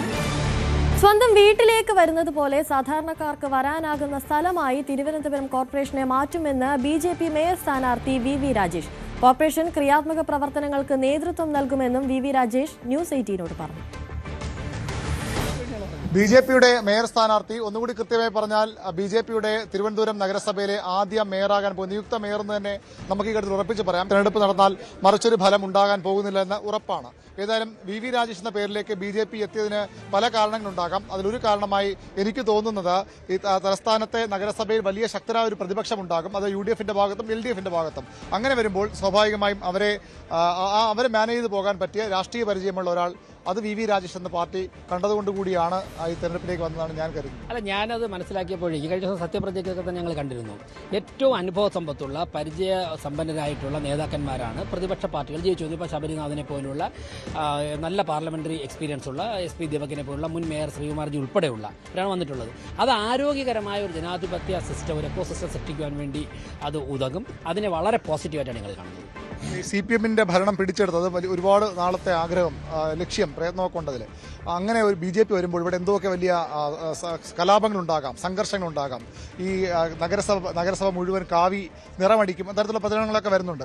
എങ്ങനെയാണ് അത്തരം ഒരു ആശങ്കകൾ ഉള്ളവർക്കൊരു മറുപടി എന്താ? അല്ല, BJP എന്ന് കേൾക്കുമ്പോൾ തന്നെ പല തരത്തിലുള്ള വിവാദങ്ങൾ ഉണ്ടാക്കാൻ വേണ്ടി പതിറ്റാണ്ടുകൾ കൊണ്ട് നരേന്ദ്രമോദിയെക്കുറിച്ചൊക്കെ എന്തൊക്കെ വിവാദങ്ങൾ ഉണ്ടാക്കി. പക്ഷേ BJP ഭരണത്തിലെത്തുമ്പോൾ ജനങ്ങൾ ഏറ്റവും കൂടുതൽ അവരുടെ പാർട്ടിയായി സ്വീകരിക്കുന്നത് BJP-യാണ്. തിരുവനന്തപുരത്ത് പിന്നെ അതൊന്നും വില പോയില്ല. കാരണം വർഷങ്ങൾക്ക് മുമ്പ് തന്നെ തിരുവനന്തപുരത്തെ ജനങ്ങൾ BJP-യെ അംഗീകരിച്ചവരാണ്, അവരുടെ പാർട്ടിയായിട്ട് കണ്ടതാണ്. അതുകൊണ്ട് ഈ വിവാദങ്ങളൊന്നും തന്നെ അത് ഒരു സ്റ്റേറ്റ്മെന്റിലേക്ക് ഒതുങ്ങുന്നതിലപ്പുറം അതിനൊന്നും വലിയ ആയുസില്ല. ഇപ്പം തന്നെ BJP-യുടെ പല കൗൺസിലർമാരും സത്യപ്രതിജ്ഞ ചെയ്തത് ഭാരതമാതാവിൻ്റെ പേരിലാണ്, കാവിലമ്മയുടെ പേരിലാണ്, ഉദിയന്നൂർ ദേവിയുടെയും ആറ്റുകാലമ്മയുടെയും അയ്യപ്പൻ്റെയൊക്കെ പേരിലാണ്. അതിനെതിരെ ഇപ്പോൾ CPM പരാതി കൊടുത്തിട്ട് കോടതിയിലേക്കും പോവുകയാണ്. ഈ മേയർ തെരഞ്ഞെടുപ്പിൽ നിന്ന് പോലും വിലക്കണമെന്ന് ആവശ്യപ്പെട്ടുകൊണ്ടാണ്. അതിനെങ്ങനെ കാണും? അല്ല, അങ്ങനെയുള്ള ബാലിശമായ കാര്യങ്ങൾ അവർ ആരും നിയമവിരുദ്ധമായിട്ടൊരു കാര്യങ്ങളും ചെയ്തിട്ടില്ല. CPM എന്തിനാ ഇങ്ങനെയൊക്കെയുള്ള കാര്യങ്ങൾ? അവർ സ്വാഭാവികമായിട്ട് അവരുടെ രാഷ്ട്രീയ പാർട്ടിയുടെ നിലപാടുകൾ ചെയ്യും. അതൊന്നും ഞങ്ങളുടെ മുമ്പിൽ ഒരു പ്രശ്നമല്ല. എല്ലാവരും നിയമത്തിനകത്ത് നിന്നുകൊണ്ടുള്ള കാര്യങ്ങൾ മാത്രമേ അവരെല്ലാം ചെയ്തിട്ടുള്ളൂ. എത്രത്തോളം സഹകരണം ഈ BJP കോൺഗ്രസിൽ നിന്നും LDF-ൽ നിന്നും പ്രതീക്ഷിക്കുന്നുണ്ട്? കാരണം അവർ വലിയൊരു LDF-ന് പ്രത്യേകിച്ചും ഒരു ഞെട്ടലായിരുന്നു ഈ ഭരണം പോയതൊക്കെ. അപ്പോൾ എങ്ങനെ എത്രത്തോളം സഹകരണം പ്രതീക്ഷിക്കും? കഴിഞ്ഞ ദിവസം അവരുടെ പ്രസംഗത്തിൽ ഇപ്പോൾ LDF-ന്റെ പാർലമെന്ററി പാർട്ടി ലീഡറായി പ്രഖ്യാപിച്ച SP ദീപകിന്റെ ഭാഗത്തുനിന്നായാലും, അതോടൊപ്പം തന്നെ ശബരിനാഥിന്റെ ഭാഗത്തുനിന്നായാലും, അതോടൊപ്പം തന്നെ രാഖി രവികുമാർ CPI-യുടെ നേതാവിന്റെ ഭാഗത്തുനിന്നൊക്കെ തന്നെ വളരെ ക്രിയാത്മകമായ പിന്തുണയാണ് പ്രതിപക്ഷത്തിന്റെ ഭാഗത്തുനിന്ന് ഞങ്ങൾക്ക് ലഭിച്ചത്. അവരൊക്കെ തന്നെ ആവശ്യപ്പെട്ട് വികസന കാര്യങ്ങളിൽ തുല്യ പങ്കാളിത്തം എല്ലാവർക്കും വേണമെന്നുള്ളത്. അത് ഒരു കാര്യം ഞാൻ ഇപ്പോൾ തന്നെ പറയുന്നു, 101 വാർഡിനെ ഒറ്റ യൂണിറ്റായിട്ട് കണ്ടുകൊണ്ടുള്ള ഒരു കാഴ്ചപ്പാട് മാത്രമേ BJP സ്വീകരിക്കുകയുള്ളൂ. നരേന്ദ്രമോദിയുടെ ലൈൻ അതാണ്. അപ്പോൾ അവർ അങ്ങനെയുള്ള ചില കാര്യങ്ങൾ ആവശ്യപ്പെട്ടിട്ടുണ്ട്. സ്വാഭാവികമായിട്ട് ഞങ്ങൾ അവരുമായിട്ടൊക്കെ ചർച്ച ചെയ്തിട്ട് അത്തരത്തിലുള്ള ആരോഗ്യകരമായ സമീപനങ്ങൾ സ്വീകരിക്കും. നേരത്തെ അങ്ങ് സംസാരിച്ചപ്പോൾ കേട്ടതാണ്, ഈ ജനങ്ങൾക്ക് വളരെ അനായാസം സമീപിക്കാൻ കഴിയുന്ന സ്ഥലമായി കോർപ്പറേഷൻ ഓഫീസ് മാറും, വലിയൊരു അധികാര സ്ഥാനമായി അതിനെ മാറ്റില്ല എന്നുള്ള ആ ഒരു ഉറപ്പ്. തീർച്ചയായിട്ടും ജനങ്ങളുടെ നികുതി പണം കൊണ്ട് കാറിൽ യാത്ര ചെയ്യുമ്പോൾ, ജനങ്ങളുടെ നികുതി പണം കൊണ്ട് ഒരു ഓഫീസ് സിസ്റ്റം ഫംഗ്ഷൻ ചെയ്യുമ്പോഴേക്ക് അവരാണ് അതിൻ്റെ ഉടമസ്ഥകൾ, അവകാശികൾ. നമ്മൾ പൊതുപ്രവർത്തകർ കുറേയൊക്കെ വിട്ടുവീഴ്ചകൾ ചെയ്യാൻ തയ്യാറാകണം. നമുക്ക് ചിലപ്പോൾ നല്ല ടെൻഷനുള്ള സമയത്ത് അവരൊന്ന് ഫോൺ ചെയ്യും, നമ്മൾ ഫോൺ എടുക്കണം, നമ്മൾ അവർ മറുപടി വിടണം. ഈ തരത്തിൽ സൗഹാർദ്ദപരമായിട്ടുള്ള ഒരു അന്തരീക്ഷമാണ് ഞങ്ങൾ പ്രതീക്ഷിക്കുന്നത്. ഞങ്ങൾ അതിനുവേണ്ടിയാണ് പ്രയത്നിക്കുന്നത്. ആർക്കും അവരുടെ വീട് പോലെ കടന്നു വരാൻ സാധിക്കുന്ന ഒരു സ്ഥാപനമായിട്ട് തിരുവനന്തപുരം കോർപ്പറേഷൻ മാറണം, ജനകീയ സ്ഥാപനമായി മാറണം. വി രാജേഷിന്റെ രാഷ്ട്രീയ കരിയർ നോക്കുമ്പോൾ കയറ്റിറക്കം കണ്ട ഒരു കരിയർ കൂടിയാണ്. അങ്ങ് സമ്മതിക്കുമെന്നറിയില്ല, അതൊരു ഹൈറ്റിലേക്ക് എത്തി നിൽക്കുകയാണ്. ഇനിയും ഹൈറ്റ് പോകാം. അങ്ങ് ആഗ്രഹിക്കുന്ന ഹൈറ്റ് ഏതൊക്കെയാണെന്ന് എനിക്കറിയാം. അപ്പോൾ ഏതായാലും ആ ഹൈറ്റിലേക്കുള്ള യാത്രയുടെ തുടക്കമാകട്ടെ എന്ന് ആശംസിക്കുന്നു. വളരെ സന്തോഷമുണ്ട്. കയറ്റിറക്കമില്ലാത്ത ഏതെങ്കിലും പൊതുപ്രവർത്തനം ഉണ്ടാവുമോ? ഓക്കെ, ഏതായാലും എല്ലാ ആശംസകളും, അഭിനന്ദനങ്ങൾ. BJP-യുടെ മേയർ സ്ഥാനാർത്ഥിയാണ്. വൈകുന്നേരമാകുമ്പോൾ മേയർ എന്ന് തന്നെ പറയാവുന്ന ആളാണ് വി രാജേഷ്. അദ്ദേഹമാണ് നമ്മോട് പ്രതികരിച്ചത്. എല്ലാവർക്കും, സാധാരണക്കാർക്ക് സ്വന്തം വീട് പോലെ വന്നു പോകാൻ കഴിയുന്നിടമായി നഗരസഭാ ഓഫീസിനെ മാറ്റും, രാഷ്ട്രീയത്തിനപ്പുറത്തുള്ള വികസന പദ്ധതികളുമായി നാടിനെ മുന്നോട്ട് നയിക്കുമെന്ന ഉറപ്പാണ് വി രാജേഷ് ഈ ഘട്ടത്തിൽ നൽകുന്നത്. അരുൺ പാലൂരിനൊപ്പം വി അരുൺ, ന്യൂസ് 18 തിരുവനന്തപുരം. തിരുവനന്തപുരം കോർപ്പറേഷനിൽ ഡെപ്യൂട്ടി മേയറായി ചുമതലയേറ്റാൽ നടപ്പിലാക്കാൻ ഉദ്ദേശിക്കുന്ന പദ്ധതികളെ സംബന്ധിച്ച് BJP നേതാവ് GS ആശാനാഥും ന്യൂസ് 18നോട് മനസ്സ് തുറന്നു. തിരുവനന്തപുരം നഗരഭരണം BJP ഉറപ്പാക്കിയിരിക്കുന്നു. BJP-യുടെ ആദ്യത്തെ മേയറായി വി രാജേഷ് തിരഞ്ഞെടുക്കപ്പെടുന്നതിനാണ് സാധ്യത. ഒപ്പം ആദ്യ ഡെപ്യൂട്ടി മേയറായി ആശാനാഥ് 3-ാം തവണയാണ് തുടർച്ചയായി കൗൺസിലിലേക്ക് എത്തുന്നത്. BJP-യുടെ സംസ്ഥാനത്തെ കോർപ്പറേഷനിലെ ആദ്യത്തെ ഡെപ്യൂട്ടി മേയറാണ്. വലിയൊരു പദവിയാണ് ആശയെ തേടിയെത്തിയിരിക്കുന്നത്. അതെ, ഞാൻ നേരത്തെ സൂചിപ്പിച്ച പോലെ തന്നെ വളരെ അപ്രതീക്ഷിതമായിട്ട് പാർട്ടി എന്നിൽ തന്നിട്ടുള്ള ഒരു ഉത്തരവാദിത്തമാണിത്. ഞാൻ നേരത്തെ പറഞ്ഞു, ഒരു കൗൺസിൽ യോഗമാണ് നമുക്കിവിടെ ഇന്ന് നടക്കാനിരുന്നത്. ആ കൗൺസിൽ യോഗത്തിന് ഒരു 5 മിനിറ്റ് മുമ്പാണ് എന്നോട് ഇങ്ങനെ പറഞ്ഞത്, ഇങ്ങനെ പാർട്ടി ഇങ്ങനെ ഒരു ഉത്തരവാദിത്തം നൽകാൻ തീരുമാനിച്ചിരിക്കുകയാണ്. അപ്പോൾ പാർട്ടിക്ക് വേണ്ടി നിൽക്കുന്നതിൽ താല്പര്യം കുറവൊന്നും ഇല്ലല്ലോ എന്നാണ് ചോദിച്ചത്. തീർച്ചയായിട്ടും പാർട്ടി പറഞ്ഞാൽ ഏതൊരു പ്രവർത്തകനെ പാർട്ടി പറയുന്നത് അനുസരിക്കുവാനാണ് തീരുമാനിച്ചിരിക്കുന്നത്. അതുപോലെ തന്നെ ഇത്രയും വലിയൊരു ഉത്തരവാദിത്വം എനിക്ക് തന്നതിൽ ഒരുപാട് സന്തോഷവും അതിനേക്കാൾ ഉപരി ആത്മവിശ്വാസവുമുണ്ട്. ഇപ്പോൾ എനിക്ക് പറയാനുള്ളത്, നമ്മുടെ ഭാരതീയ ജനതാ പാർട്ടി യുവാക്കൾക്കും സാധാരണക്കാർക്കും ഇത്രത്തോളം പ്രാധാന്യം നൽകിയിട്ടുണ്ട് എന്നുള്ളതിന് ഞാനാണ് ഏറ്റവും വലിയ ഒരു ഉദാഹരണം ഈ അവസരത്തിൽ പറയാനുള്ളത്. അപ്പോൾ അതിന് ഒരുപാട് പാർട്ടിയോട് കടപ്പെട്ടിരിക്കുക. ഈ ടേമിന്റെ കാര്യത്തിൽ 3 തവണ ആശയായെന്നത് ശരിയാണ്. പക്ഷേ അതിനേക്കാൾ പാർട്ടിയിൽ പ്രവൃത്തി പരിചയമുള്ള ഒരുപാട് എക്സ്പീരിയൻസ് ഉള്ള കൗൺസിലർമാർ വനിതകൾ ഉണ്ട്. അവരെയൊക്കെ മറികടന്നാകും ആശയിലേക്ക് പാർട്ടി എത്താൻ കാരണം തോന്നുന്നത്. അല്ല, വനിതകൾ ഏകദേശം സീനിയേഴ്സ് ആയിട്ടുള്ള എല്ലാവരും 3 ടേംസ് ആണ്. സംഘടനാ പരിചയമുള്ളവരൊക്കെ ഉണ്ട്. എല്ലാവരും ഞാൻ നേരത്തെ സൂചിപ്പിച്ച പോലെ ഇതിനകത്തുള്ള 50 കൗൺസിലേഴ്സും എല്ലാവരും ആപ്റ്റ് ആയിട്ടുള്ള മേയർ കാൻഡിഡേറ്റ്സ് ആവാനും ഡെപ്യൂട്ടി മേയർ കാൻഡിഡേറ്റ്സ് ആവാനും ആപ്റ്റ് ആയിട്ടുള്ളവരാണ് ഈ 50 പേരും. അതിൽ പാർട്ടി ആർക്കിപ്പോൾ എനിക്കല്ല ആർക്ക് ഒരു ഉത്തരവാദിത്വം കൊടുത്താൽ അവരെല്ലാവരും സ്വീകരിക്കാൻ തയ്യാറാണ്. അപ്പോൾ അതിൽ ആർക്കും ഒരു വ്യക്തിപരമായിട്ടോ ആർക്കും എല്ലാവരും അനുവാദം ചോദിച്ച ശേഷമാണ് പാർട്ടി ഇങ്ങനൊരു ഉത്തരവാദിത്വം പ്രഖ്യാപിച്ചത്. ആശ തിരുവനന്തപുരം നഗരത്തിൽ ജനിച്ചു വളർന്നയാളാണ്, പഠിച്ചു വളർന്നയാളാണ്. എന്താണ് ഈ നഗരവാസി എന്ന നിലയിൽ നഗരത്തിന് അടിയന്തരമായി വേണ്ടത് എന്തൊക്കെയാണ്? ഈ 3 വർഷം കൗൺസിലിന്റെ എക്സ്പീരിയൻസ്, ജനങ്ങളോട് നിരന്തരം ഇടപെടുന്ന എക്സ്പീരിയൻസ് ഒക്കെ ഉണ്ട്. ഏറ്റവും കൂടുതൽ നമുക്ക് അടിയന്തര പ്രാധാന്യമായിട്ട് ചെയ്തു തീർക്കേണ്ട 2 വിഷയമെന്ന് പറഞ്ഞാൽ മാലിന്യവും തെരുവും നായ്ക്കളുടെ വിഷയം തന്നെയാണ്. അപ്പോൾ അത് തന്നെയായിരിക്കും നമ്മൾ പാർട്ടി എന്തായാലും അതിന് ഫസ്റ്റ് പ്രയോറിറ്റി അതിന് തന്നെയായിരിക്കും കൊടുക്കുക എന്നാണ് മനസ്സിലാക്കാൻ സാധിച്ചത്. എന്തായാലും പാർട്ടിയുമായിട്ട് ആലോചിച്ച് എന്തൊക്കെയാണ് തിരുവനന്തപുരം നഗരസഭയിൽ അടിസ്ഥാനപരമായിട്ടുള്ള കാര്യങ്ങൾ ചെയ്യേണ്ടതെന്ന് പാർട്ടിയുമായിട്ട് ആലോചിച്ച് തന്നെയായിരിക്കും തീരുമാനമെടുക്കുക. സ്ത്രീകളുടെ കാര്യങ്ങൾ, സ്ത്രീകൾക്ക് എത്രത്തോളം വനിതാ സൗഹൃദമാണ് നഗരം? രാത്രി കാലങ്ങൾ സഞ്ചരിക്കണം, അങ്ങനെ പല ആവശ്യങ്ങളുണ്ട് സ്വാഭാവികമായിട്ട്. അതിനൊക്കെ എന്തായിരിക്കും പ്രയോറിറ്റി? കാരണം സ്ത്രീകൾക്കും മാത്രമല്ല യുവാക്കൾക്കും എല്ലാവർക്കും പ്രാധാന്യം നൽകുന്ന നിരവധി പ്രോജക്റ്റുകളൊക്കെ തന്നെ കൊണ്ടുവരാൻ തന്നെയാണ് തീരുമാനിച്ചിട്ടുള്ളത്. നേരത്തെ ഞാൻ സൂചിപ്പിച്ച പോലെ ഇപ്പോൾ നമ്മൾ തെരഞ്ഞെടുപ്പിലേക്ക് പോകാൻ പോകുന്നതേ ഉള്ളൂ നാളെ. അപ്പോൾ അത് കഴിഞ്ഞ് തീർച്ചയായിട്ടും പാർട്ടിയുമായിട്ടൊരു വിലയിരുത്തൽ യോഗം ഉണ്ടായിരിക്കും. അതിനുശേഷമായിരിക്കും എന്തൊക്കെ ചെയ്യുന്നത് എന്ന് നമ്മൾ പറയുന്നത്. പ്രധാനമന്ത്രി 40 ദിവസം വരുമെന്നാണ് പറയുന്നത്. അപ്പോൾ അതിനു മുമ്പ് തന്നെ നമ്മൾ അതുമായിട്ടുള്ള നേരത്തെ സൂചിപ്പിച്ച പോലെ അതുമായിട്ട് തിരുവനന്തപുരം നഗരസഭയിൽ എന്തൊക്കെയാണോ വികസന പദ്ധതികൾ വേണ്ടതെന്ന് പാർട്ടിയുമായിട്ടും കൗൺസിലേഴ്സുമായിട്ടും ഒക്കെ തന്നെ ചർച്ച ചെയ്ത് തീരുമാനിക്കുന്നതായിരിക്കും. ഒരു സ്ത്രീ സൗഹൃദ നഗരമായി കൂടി തിരുവനന്തപുരം മാറുമോ? മാറും, തീർച്ചയായിട്ടും മാറും. അത്ര ലക്ഷ്യം കൂടിയാണ്. തീർച്ചയായിട്ടും അതിൽ തന്നെയാണ്. കാരണം ഞങ്ങൾ സ്ത്രീകളും തുല്യ പ്രാധാന്യമാണ് തിരുവനന്തപുരം നഗരസഭ ഉള്ളത്. അപ്പോൾ അതുകൊണ്ട് തന്നെ എല്ലാവർക്കും അതൊരു BJPയുടെ ഒരു ഡെപ്യൂട്ടി മേയറായിട്ട് ആയിരിക്കില്ല ഉണ്ടാവുക, അല്ലെങ്കിൽ CPMന്റെ അങ്ങനെ ആയിരിക്കില്ല. എല്ലാവർക്കും 101 കൗൺസിലേഴ്സിനുമുള്ള ഒരു ഡെപ്യൂട്ടി മേയറായിട്ട് തന്നെ ആയിരിക്കും തിരുവനന്തപുരം നഗരസഭയിൽ ഉണ്ടാവുക. ഏതായാലും അഭിനന്ദനം, ആശംസ. ആശാനാഥാണ് പ്രതികരിച്ചത്. BJPയുടെ ഡെപ്യൂട്ടി മേയർ സ്ഥാനാർത്ഥിയാണ്. സ്വാഭാവികമായി BJPയുടെ വലിയ ഭൂരിപക്ഷം ഉള്ളതുകൊണ്ട് തന്നെ ആശാനാഥ് ഡെപ്യൂട്ടി മേയറായി തെരഞ്ഞെടുക്കപ്പെടുകയും ചെയ്യും. അരുൺ പാലോടിനൊപ്പം BV അരുൺ, ന്യൂസ് 18 തിരുവനന്തപുരം. തിരുവനന്തപുരം നഗരസഭാ കൌൺസിലിലേക്കുള്ള സത്യപ്രതിജ്ഞയിൽ ചട്ടം ലംഘിച്ചെന്നാരോപിച്ച് BJP കൌൺസിലർമാർക്കെതിരെ CPM നൽകിയ ഹർജി ഇന്ന് ഹൈക്കോടതി പരിഗണിച്ചേക്കും. ബലിദാനികളുടെയും കാവിലമ്മയുടെയും അയ്യപ്പന്റെയും ഒക്കെ പേര് സത്യവാചകം ചൊല്ലിയത് നിയമവിരുദ്ധമാണെന്നാണ് ആരോപണം. 20 കൌൺസിലർമാരെ മേയർ തെരഞ്ഞെടുപ്പിൽ വോട്ട് ചെയ്യാൻ അനുവദിക്കരുതെന്നും CPM ആവശ്യപ്പെടും. മാധ്യമങ്ങൾക്കെതിരെ V മുരളീധരൻ. തിരുവനന്തപുരം മേയർ തെരഞ്ഞെടുപ്പുമായി ബന്ധപ്പെട്ട് വാർത്തകളിൽ തന്റെ പേര് ഉൾപ്പെടുത്തിയത് മര്യാദക്കേടെന്ന് V മുരളീധരൻ വിമർശിച്ചു. വിവാദത്തിന് കൊഴുപ്പ് കൂട്ടാനാണ് തന്റെ പേര് ഉൾപ്പെടുത്തിയത്. മേയർ തെരഞ്ഞെടുപ്പുമായി ബന്ധപ്പെട്ട ഒരു ചർച്ചയിലും ഒരു ഘട്ടത്തിലും ഭാഗമായിട്ടില്ല. ബ്രേക്കിംഗ് ന്യൂസിന് ദാരിദ്ര്യമുണ്ടെങ്കിൽ ഇതല്ല പരിഹാരമെന്നും V മുരളീധരൻ ഫേസ്ബുക്കിൽ കുറിച്ചു. എറണാകുളം തൃപ്പൂണിത്തുറ നഗരസഭയിൽ ഭരണം പിടിക്കാമെന്ന പ്രതീക്ഷയിൽ BJP. 53 അംഗ കൌൺസിലിൽ കേവല ഭൂരിപക്ഷം ആർക്കുമില്ല. 21 അംഗങ്ങളുമായി BJP ആണ് ഏറ്റവും വലിയ ഒറ്റകക്ഷി. LDFന് 20ഉം UDFന് 12 അംഗങ്ങളുണ്ട്. PL ബാബുവും രാധിക വർമ്മയുമാണ് BJPയുടെ ചെയർമാൻ വൈസ് ചെയർപേഴ്സൺ സ്ഥാനാർത്ഥികൾ. KT അഖിൽദാസാണ് LDFന്റെ ചെയർമാൻ സ്ഥാനാർത്ഥി. BJPയെ മാറ്റി നിർത്താനായി CPMുമായി സഹകരിക്കേണ്ടതില്ലെന്നും ജനവിധി അംഗീകരിക്കുമെന്നുമുള്ള നിലപാടിലാണ് കോൺഗ്രസ്. ഒരംഗത്തിന്റെ മാത്രം ഭൂരിപക്ഷമുള്ളതിനാൽ വോട്ട് ചോരാതിരിക്കാനുള്ള ജാഗ്രതയിലാണ് BJP. മലപ്പുറം ജില്ലാ പഞ്ചായത്ത് സ്റ്റാൻഡിംഗ് കമ്മിറ്റി ചെയർമാൻമാരെ മുസ്ലിം ലീഗ് ഏകപക്ഷീയമായി തീരുമാനിച്ചതിൽ കോൺഗ്രസിന് അതൃപ്തി. പ്രസിഡന്റ്, വൈസ് പ്രസിഡന്റ്, ആരോഗ്യ വിദ്യാഭ്യാസ സ്റ്റാൻഡിംഗ് കമ്മിറ്റി ചെയർമാൻ, വികസന സ്റ്റാൻഡിംഗ് കമ്മിറ്റി ചെയർപേഴ്സൺ എന്നിവരെ മുസ്ലിം ലീഗ് പ്രഖ്യാപിച്ചു. പൊതുമരാമത്ത്, ക്ഷേമകാര്യ സ്റ്റാൻഡിംഗ് കമ്മിറ്റി സ്ഥാനങ്ങളാണ് കോൺഗ്രസിന് മാറ്റിവച്ചത്. ആരോഗ്യ വിദ്യാഭ്യാസ സ്റ്റാൻഡിംഗ് കമ്മിറ്റി, വികസനകാര്യ സ്റ്റാൻഡിംഗ് കമ്മിറ്റി എന്നിവയിൽ ഒരെണ്ണം കോൺഗ്രസിന് നൽകണമെന്നായിരുന്നു കോൺഗ്രസിന്റെ ആവശ്യം. പാലക്കാട് നഗരസഭയിൽ സി കൃഷ്ണകുമാർ പക്ഷത്തെ വെട്ടി ബിജെപി സംസ്ഥാന നേതൃത്വം. പി വിദേശ് ബിജെപി ചെയർമാൻ സ്ഥാനാർത്ഥിയാകും. ടി ബേബി വൈസ് ചെയർപേഴ്സണാകും. മുൻ വൈസ് ചെയർമാനും സംസ്ഥാന ട്രഷററുമായ ഇ കൃഷ്ണദാസിനെ ചെയർമാൻ സ്ഥാനത്തേക്ക് പരിഗണിച്ചില്ല. കൃഷ്ണദാസ് അവസാന നിമിഷം കൃഷ്ണകുമാർ പക്ഷത്തിനൊപ്പം ചേർന്നിരുന്നു.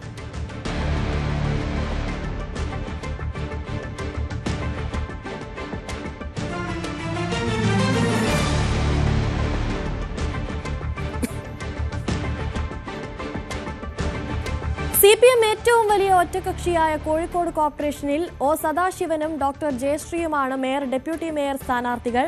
SK അബൂബക്കർ UDFിന്റെ മേയർ സ്ഥാനാർത്ഥിയാകും. 76 അംഗ കൌൺസിലിൽ LDFന് 35 അംഗങ്ങളും UDFന് 26 അംഗങ്ങളും NDAക്ക് 13 അംഗങ്ങളുമാണ് ഉള്ളത്.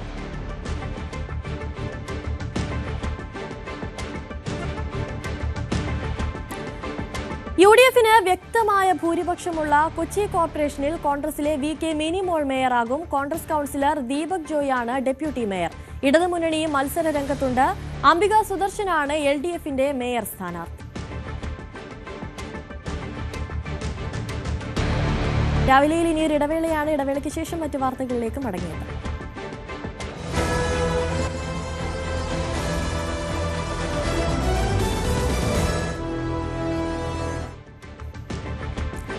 റെയിൽവേയുടെ പുതുക്കിയ ടിക്കറ്റ് നിരക്കുകൾ നിലവിൽ വന്നു. non-AC കോച്ചിലെ യാത്രയ്ക്ക് 500 കിലോമീറ്ററിന് 10 രൂപ അധികം നൽകണം.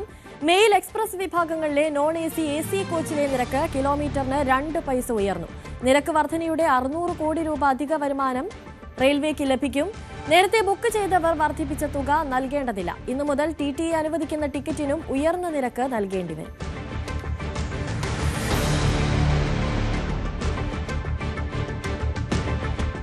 മറ്റൊരു പ്രധാനപ്പെട്ട വാർത്തയിലേക്ക് പോകുമ്പോൾ വയനാട് വണ്ടിക്കടവിലെ നരഭോജി കടുവ കൂട്ടിൽ പുലർച്ചെ 1:30യോടെയാണ് 14 വയസ്സുള്ള കടുവ കൂട്ടിലായത്. കൂടുതൽ വിവരങ്ങളുമായി വയനാട്ടിൽ നിന്നും 1:30യോടെയായിരുന്നു നരഭോജി കടുവ കൂട്ടിലാകുന്നത്. ഒരു നാടിനെ ആകെ ഭീതിയിലാഴ്ത്തിയ കടുവയാണ് കൂട്ടിലായിരിക്കുന്നത്. പുലർച്ചെ 1:30യോടെയായിരുന്നു കടുവ കൂട്ടിലാകുന്നത്. ഇതുതന്നെയാണോ ആ നരഭോജി കടുവ എന്ന കാര്യത്തിലൊക്കെ സ്ഥിരീകരണം വരേണ്ടതുണ്ട്.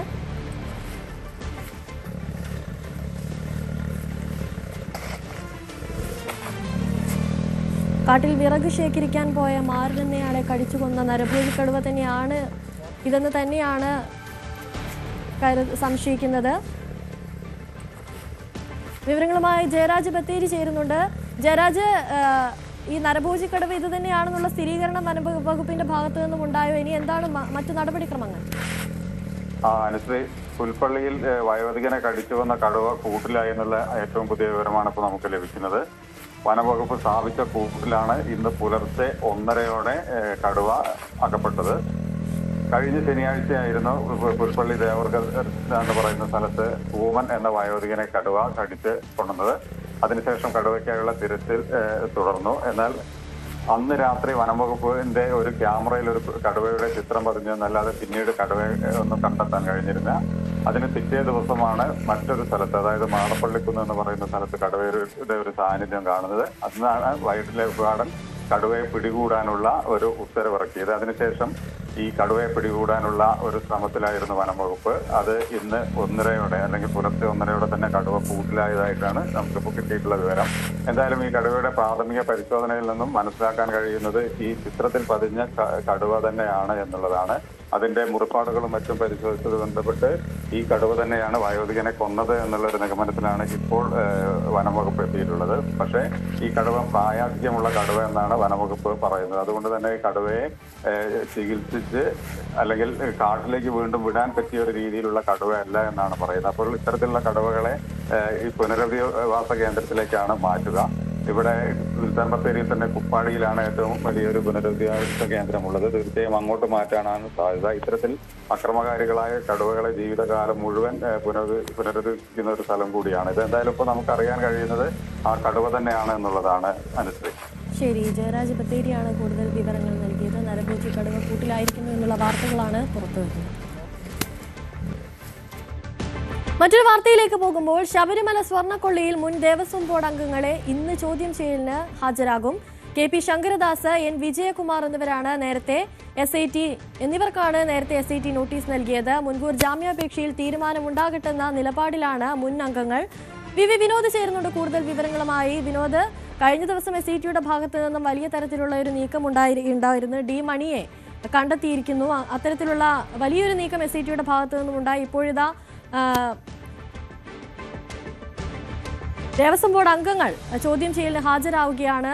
കൂടുതൽ വിവരങ്ങൾ SITക്ക് ലഭിക്കാനുള്ള സാധ്യതയുണ്ടോ? കൂടുതൽ പ്രതികളിലേക്ക് SIT എത്തിക്കാനുള്ള സാധ്യതയുണ്ടോ ഇവർ ഈ ചോദ്യം ചെയ്യുന്നതിലൂടെ?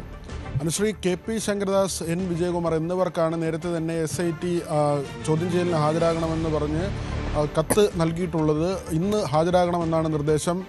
ഇരുവരും ഹാജരാകുമോ എന്ന കാര്യത്തിൽ വ്യക്തതയില്ല. കാരണം ഇവരുടെ മുൻകൂർ ജാമ്യാപേക്ഷ സുപ്രീം കോടതിയുടെ പരിഗണനയിൽ നിൽക്കുകയാണ്. അതുകൊണ്ട് തന്നെ ഇവർ ഹാജരാകുമോ എന്ന കാര്യത്തിൽ വ്യക്തതയില്ല. ഒരുപക്ഷെ ചോദ്യം ചെയ്യലിന് ഹാജരായേക്കാം.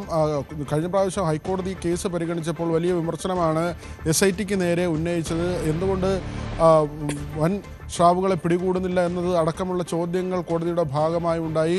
മറ്റ് അറസ്റ്റുകളിലേക്ക് പോകാത്തതിൻ്റെ കാര്യവും കോടതി ചോദിച്ചിരുന്നു. അതുകൊണ്ട് തന്നെയാണ് അന്നത്തെ ദേവസ്വം ബോർഡിന് 2019 ഭാരവാഹികൾക്ക് ഇതിൽ ബന്ധമുണ്ട് എന്ന ആരോപണം ശക്തമാവുകയും പത്മകുമാർ അടക്കമുള്ളവർ അറസ്റ്റിലാകുകയും ചെയ്തിരുന്നു. എന്നാൽ അന്നത്തെ ബോർഡിൽ അംഗങ്ങളായിരുന്നവരെ ഇതുവരെ അറസ്റ്റ് ചെയ്തിട്ടില്ല. ഇവർക്കും പങ്കുണ്ട് എന്ന് തന്നെയാണ് ഇതുവരെയുള്ള വിവരങ്ങൾ, അല്ലെങ്കിൽ ആ തരത്തിലുള്ള ആക്ഷേപങ്ങളും ആരോപണങ്ങളുമാണ് വരുന്നത്. അതിൻ്റെ അടിസ്ഥാനത്തിൽ നിർണായകമായ നീക്കങ്ങൾ SITയുടെ ഭാഗത്തു നിന്നുണ്ടാകും എന്ന ഒരു സൂചന കൂടി വരുന്നുണ്ട്. മാത്രമല്ല, ഇതിൽ കേന്ദ്ര ഏജൻസിയുടെ അന്വേഷണത്തിനുള്ള എല്ലാ സാധ്യതകളുമുണ്ട്. കാരണം ED ഇതിനകം തന്നെ വന്നു കഴിഞ്ഞു. കൊല്ലം വിജിലൻസ് കോടതിയിൽ ED സമീപിക്കുകയും അവിടെ നിന്ന് ഈ കേസുമായി ബന്ധപ്പെട്ട രേഖകളെല്ലാം തന്നെ EDക്ക് കൈമാറുകയും ചെയ്തിരുന്നുണ്ട്. ED അന്വേഷണത്തിന് പുറമെ ഇപ്പോൾ BJP CBI അന്വേഷണം കൂടി ആവശ്യപ്പെട്ടിട്ടുണ്ട്. വളരെ താമസിയാതെ തന്നെ അക്കാര്യത്തിലൊരു തീരുമാനമുണ്ടാകുമെന്നാണ് മനസ്സിലാകുന്നത്. അങ്ങനെയെങ്കിൽ രാജ്യാന്തര കള്ളക്കടത്ത് ആയതുകൊണ്ട് തന്നെ CBIയുടെ വരവും ഉണ്ടാകും. ഈ കേസിൻ്റെ മാനം കൂടുതൽ മാറും. ഇപ്പോൾ സംസ്ഥാന സർക്കാരിൻ്റെ കീഴിലുള്ള SIT ആണ് അന്വേഷണം നടത്തുന്നത്. SITക്ക് മേൽ വലിയ സമ്മർദ്ദമുണ്ട് എന്ന ആരോപണം പ്രതിപക്ഷവും BJPയും ഒക്കെ ഉന്നയിക്കുന്ന ഒരു സമയമുണ്ട്. 2 ADGPമാരുടെ ഇടപെടൽ, സീനിയറായ 2 ADGPമാർ ഈ കേസുമായി ബന്ധപ്പെട്ട് SITക്ക് മേൽ സമ്മർദ്ദം ചെലുത്തുന്നു. ഇത് സംസ്ഥാന സർക്കാരിൻ്റെ താല്പര്യപ്രകാരമാണ് എന്ന ആരോപണമാണ് പ്രതിപക്ഷ നേതാവ് ഉന്നയിച്ചത്. ഇങ്ങനെയൊക്കെ സാഹചര്യങ്ങൾ നിൽക്കുമ്പോഴാണ് ഇതിന് അന്വേഷണം മാറുമ്പോൾ CBIയിലേക്ക് പോയാൽ മറ്റൊരു തലത്തിലേക്ക് കാര്യങ്ങൾ മാറുക. ഡി മണിയെ കഴിഞ്ഞ ദിവസം SIT ചോദ്യം ചെയ്തിരുന്നു. ഡി മണി ഇതിലെ ഒരു നിർണായക കണ്ണി എന്ന് തന്നെയാണ് SIT കരുതുന്നത്. തമിഴ്നാട് ഡിണ്ടിഗൽ സ്വദേശിയാണ്. ഡയമണ്ട് മണി എന്നാണ് ഇയാളുടെ പേര്. കഴിഞ്ഞ ദിവസം ചോദ്യം ചെയ്തതിൻ്റെ അടിസ്ഥാനത്തിൽ 1000 കോടി രൂപയുടെ ഇടപാടിന് ഇവർ ലക്ഷ്യം വെച്ചിരുന്നുവെന്ന വിവരങ്ങളാണ് പുറത്തു വന്നത്. 500 കോടി രൂപയുടെ ഇടപാട് ശബരിമലയിലെ അമൂല്യ വസ്തുക്കൾ മാറ്റുന്നതുമായി ബന്ധപ്പെട്ടും ശ്രീ പത്മനാഭ സ്വാമി ക്ഷേത്രത്തിൽ നിന്നും ഇത്തരത്തിൽ അമൂല്യ വസ്തുക്കൾ കവർച്ച ചെയ്യുന്നതിന് അതിൻ്റെ വിൽപ്പനയുമായി ബന്ധപ്പെട്ട് 500 കോടി രൂപ ഇവർ മാറ്റിവെച്ചിരുന്നു എന്ന വിവരങ്ങൾ കൂടി പുറത്തു വരുന്നുണ്ട്. പത്മനാഭസ്വാമി ക്ഷേത്രവുമായി ബന്ധപ്പെട്ട് ചതുർബാഹു വിഗ്രഹം പീഠത്തിൽ നിന്ന് അറുത്തുമാറ്റി എന്ന വെളിപ്പെടുത്തൽ ഇതിനകം പുറത്തു വരുന്നുണ്ട്. അതുമായി ബന്ധപ്പെട്ട് കൂടി ഈ സംഘത്തിൻ്റെ ഇടപെടൽ അന്വേഷിക്കേണ്ടതുണ്ട്. അവിടെ ഗ്രീൻ ചാനൽ വഴി CCTV ക്യാമറകൾ ഇല്ലാത്ത സ്ഥലമാണ്. അതുവഴി പത്മനാഭസ്വാമി ക്ഷേത്രത്തിലെ അമൂല്യ വസ്തുക്കൾ പുറത്തേക്ക് കൊണ്ടുപോയി എന്ന ആരോപണം കൂടി ശക്തമായി വരുന്ന ഒരു സാഹചര്യമുണ്ട്. അതായത് ശബരിമലയിൽ മാത്രമല്ല, പത്മനാഭസ്വാമി ക്ഷേത്രത്തിലും കേരളത്തിലെ മറ്റ് അതിപുരാതന ക്ഷേത്രങ്ങളിലും ഈ തരത്തിൽ കൊള്ള നടന്നു. പഞ്ചലോക വിഗ്രഹങ്ങളടക്കം ഇവിടെ നിന്ന് വിദേശത്തേക്ക് കടത്തി എന്ന കാര്യങ്ങളാണിപ്പോൾ പുറത്തു വരുന്നത്. ഇതിൽ കൂടുതൽ അന്വേഷണം വേണമെങ്കിൽ, രാജ്യാന്തര തലത്തിൽ ഇതിൻ്റെ അന്വേഷണം മുന്നോട്ട് പോകണമെങ്കിൽ CBI വരേണ്ടി വരും. മാത്രമല്ല, ഇന്റർപോളിൻ്റെ അടക്കമുള്ള സഹായം ഒരുപക്ഷെ ഈ കേസിൽ പിന്നീട് തേടേണ്ടി വരും. ഏതായിരുന്നാലും ശൃംഖല ചെറുതല്ല, ഇതിൻ്റെ വ്യാപ്തി ചെറുതല്ല. ഇതിൽ ഉൾപ്പെട്ടിട്ടുള്ള ആളുകൾ കോടതി പറഞ്ഞതുപോലെ തന്നെ വൻ സ്രാവുകളാണ് എന്ന കാര്യം ഉറപ്പാണ്. ശ്രീ വിനോദ്, ഈ ഡീമണിയുടെ മൊഴി അനുസരിച്ച് കേരളത്തിലെ പല ക്ഷേത്രങ്ങളും, പ്രധാനപ്പെട്ട പല ക്ഷേത്രങ്ങളിലും ഇവർ വിഗ്രഹക്കടത്ത് നടത്താൻ ഉദ്ദേശിച്ചിരുന്നു, ലക്ഷ്യം വെച്ചിരുന്നു എന്നുള്ള വിവരങ്ങളൊക്കെയാണ് പുറത്തു വരുന്നത്. അങ്ങനെയെങ്കിൽ ഈ ശബരിമല സ്വർണ്ണക്കൊള്ള എന്നതിനപ്പുറത്തേക്ക് ഈ കേസ് പോകുന്നു എന്ന് വേണ്ടേ കരുതാൻ?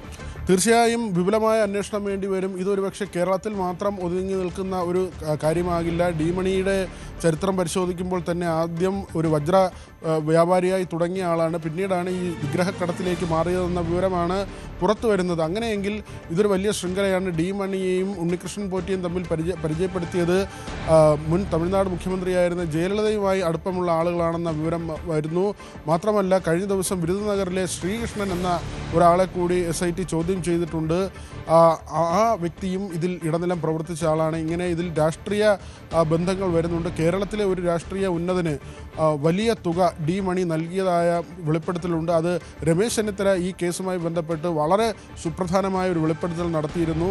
തനിക്കറിയാവുന്നൊരു വ്യവസായിക്ക് ഈ വിഗ്രഹക്കടത്തുമായി ബന്ധപ്പെട്ട കാര്യങ്ങൾ അതിനെക്കുറിച്ച് അറിവുണ്ട് എന്നതായിരുന്നു SITക്ക് രമേശ് ചെന്നിത്തല നൽകിയ മൊഴി. ഇതിൻ്റെ അടിസ്ഥാനത്തിൽ ആ വ്യവസായിയുടെ മൊഴി SIT രേഖപ്പെടുത്തി. ഈ മൊഴിയെടുക്കലിലാണ് ഞെട്ടിക്കുന്ന വിവരങ്ങൾ പുറത്തു വന്നത്. കേരളത്തിലെ പല ക്ഷേത്രങ്ങളിൽ നിന്ന് ഇത്തരത്തിൽ വിഗ്രഹങ്ങൾ കടത്തി, പഞ്ചലോക വിഗ്രഹങ്ങൾ അടക്കം കവർച്ച ചെയ്യപ്പെട്ടു എന്ന വിവരം വരുന്നത്. ശബരിമലയിൽ നിന്ന് മുൻപും ഇത്തരത്തിൽ അമൂല്യ വസ്തുക്കൾ പുറത്തു പോയിട്ടുണ്ട്. ശ്രീ പത്മനാഭസ്വാമി ക്ഷേത്രത്തിൽ നിന്ന് വസ്തുക്കൾ കൊണ്ടുപോകുന്നതിന് 500 കോടിയുടെ ഇടപാട് അവർ ധാരണയാക്കിയിരുന്നു. 500 കോടി ഇതിനകം ശബരിമലയുമായി ബന്ധപ്പെട്ട് ഈ അമൂല്യ വസ്തുക്കൾ കടത്തിയതിൻ്റെ പേരിൽ ആ ഇടപാടിൽ 500 കോടിയുടെ ഇടപെടൽ നടന്നു. ഒരു രാഷ്ട്രീയ ഉന്നതന് ഡി മണിയുടെ നേതൃത്വത്തിൽ ഈ പണം കൈമാറി എന്നതടക്കമുള്ള വിവരങ്ങളാണ്. അങ്ങനെയെങ്കിൽ ഇത് വളരെ ഗൗരവമുള്ള ഒരു കാര്യമായി മാറുകയാണ്. മാത്രമല്ല ഇതിൻ്റെ രാജ്യാന്തര ബന്ധങ്ങൾ കൂടി പരിശോധിക്കണം. മഹസറിൽ കള്ളക്കാര്യങ്ങൾ എഴുതി ചേർത്തത് മുതൽ ഈ അമൂല്യ വസ്തുക്കൾ കൈമാറിയത്, അത് ഉരുക്കിയത്, അത് ഗോവർദ്ധൻ്റെ ജുവലറിയിൽ കൊണ്ടുപോയത്, സ്മാർട്ട് ക്രിയേഷനെ പങ്കെടുപ്പിച്ചത്, അതിനപ്പുറത്തേക്ക് ഡി മണിയിലേക്ക് ഈ കാര്യങ്ങൾ വളരുന്നത്, പിന്നീട് രാജ്യാന്തര വിപണിയിലേക്ക് അമൂല്യ വസ്തുക്കൾ എത്തിയത്, ഇതിൻ്റെ ഒരു വലിയൊരു ശൃംഖല തന്നെ പുറത്തു വരേണ്ടതുണ്ട്. ഇപ്പോൾ അറസ്റ്റിലായത് ഏറ്റവും താഴെ തട്ടിലുള്ള ആളുകളെന്ന് വേണം മനസ്സിലാക്കാൻ. അങ്ങനെയെങ്കിൽ അവിടെ SITയുടെ അന്വേഷണം പര്യാപ്തമാകില്ല. സർക്കാർ പറയുന്നുണ്ട് SITയുടെ അന്വേഷണം തൃപ്തികരമാണ്. പക്ഷേ കോടതി കഴിഞ്ഞ തവണ ഈ കേസ് പരിഗണിച്ചപ്പോൾ ഹൈക്കോടതിയുടെ ഭാഗത്തു നിന്ന് SITയെ അതിനിശ്ചിതമായി വിമർശിക്കുന്ന സാഹചര്യമാണ് ഉണ്ടായത്. അതിന് തൊട്ടു പിന്നാലെയാണ് ഈ ജുവലറി ഉടമയുടെയും സ്മാർട്ട് ക്രിയേഷൻ CEOയുടെയും ഒക്കെ അറസ്റ്റ് ഉണ്ടായത്. എങ്കിൽ തന്നെയും ഈ കേസിലേക്ക് കേന്ദ്ര ഏജൻസികൾ കൂടുതലായി ED വന്നിട്ടുണ്ട്. CBI അടക്കം എത്താനുള്ള എല്ലാ സാധ്യതയും ഉണ്ട്. ശരി, വിനോദാണ് വിവരങ്ങൾ നൽകിയത്. ഇനി നമ്മൾ സന്നിധാനത്തേക്കാണ് പോകുന്നത്. മണ്ഡലപൂജയ്ക്ക് മുന്നോടിയായി തങ്കയങ്കി ഘോഷയാത്ര ഇന്ന് സന്നിധാനത്തെത്തും. വൈകിട്ട് തങ്കയങ്കി ചാർത്തിയാണ് ദീപാരാധന. നാളെയാണ് മണ്ഡലപൂജ. മണ്ഡലപൂജയ്ക്ക് മുന്നോടിയായി തീർത്ഥാടകർക്ക് നിയന്ത്രണമുണ്ട്. 30,000 പേർക്കാണ് ദർശനത്തിന് അനുമതിയുള്ളത്. ശ്രീജിത്ത് ചേരുന്നുണ്ട് സന്നിധാനത്ത് നിന്നും കൂടുതൽ വിവരങ്ങളുമായി. ശ്രീജിത്ത്, ഇന്ന് തങ്കയങ്കി ഘോഷയാത്ര സന്നിധാനത്തെത്തുകയാണ്. അതോടൊപ്പം തന്നെ നാളെ മണ്ഡലപൂജയാണ്. എങ്ങനെയാണ് ഒരുക്കങ്ങളൊക്കെ സന്നിധാനത്ത് പൂർണ്ണമായോ? നിയന്ത്രണങ്ങളൊക്കെ സജ്ജമാണോ ഇപ്പോഴേ? അനുസരി തീർച്ചയായും പരിപൂർണമായും സന്നിധാനം ഒരു പോലീസിൻ്റെയും ഒക്കെ തന്നെ നിയന്ത്രണത്തിലാണ് ഉള്ളത്. ഇന്ന് കർശനമായ നിയന്ത്രണങ്ങളോടുകൂടിയാണ് ഇന്നത്തെ ദർശനമുള്ളത്.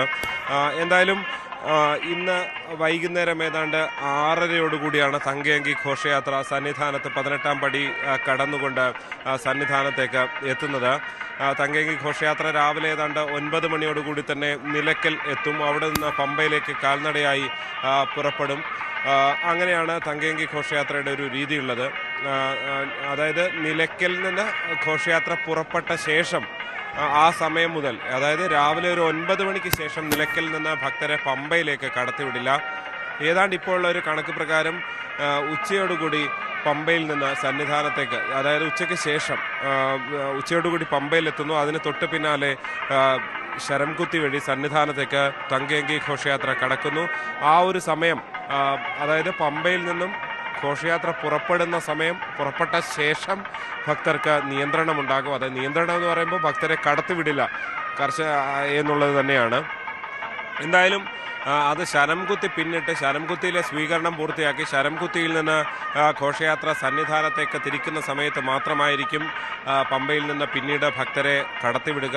ഇന്നെന്തായാലും രാവിലെ ഏതാണ്ട് 16,000-ഓളം ഭക്തജനങ്ങളാണ് നിലവിൽ ശബരിമല സന്നിധാനത്ത് ദർശനം നടത്തിക്കഴിഞ്ഞത്. അല്പസമയം മുമ്പ് വരെ ഏറ്റവും ഒടുവിൽ പുറത്തു വന്ന കണക്ക് പ്രകാരം 16,000-ൽ പരം ഭക്തർ മാത്രമാണ് കയറിയത്. അതായത് സാധാരണ ഈ സമയം ഒരു 30,000-ഓളം ഭക്തർ എത്തുന്നതാണ്.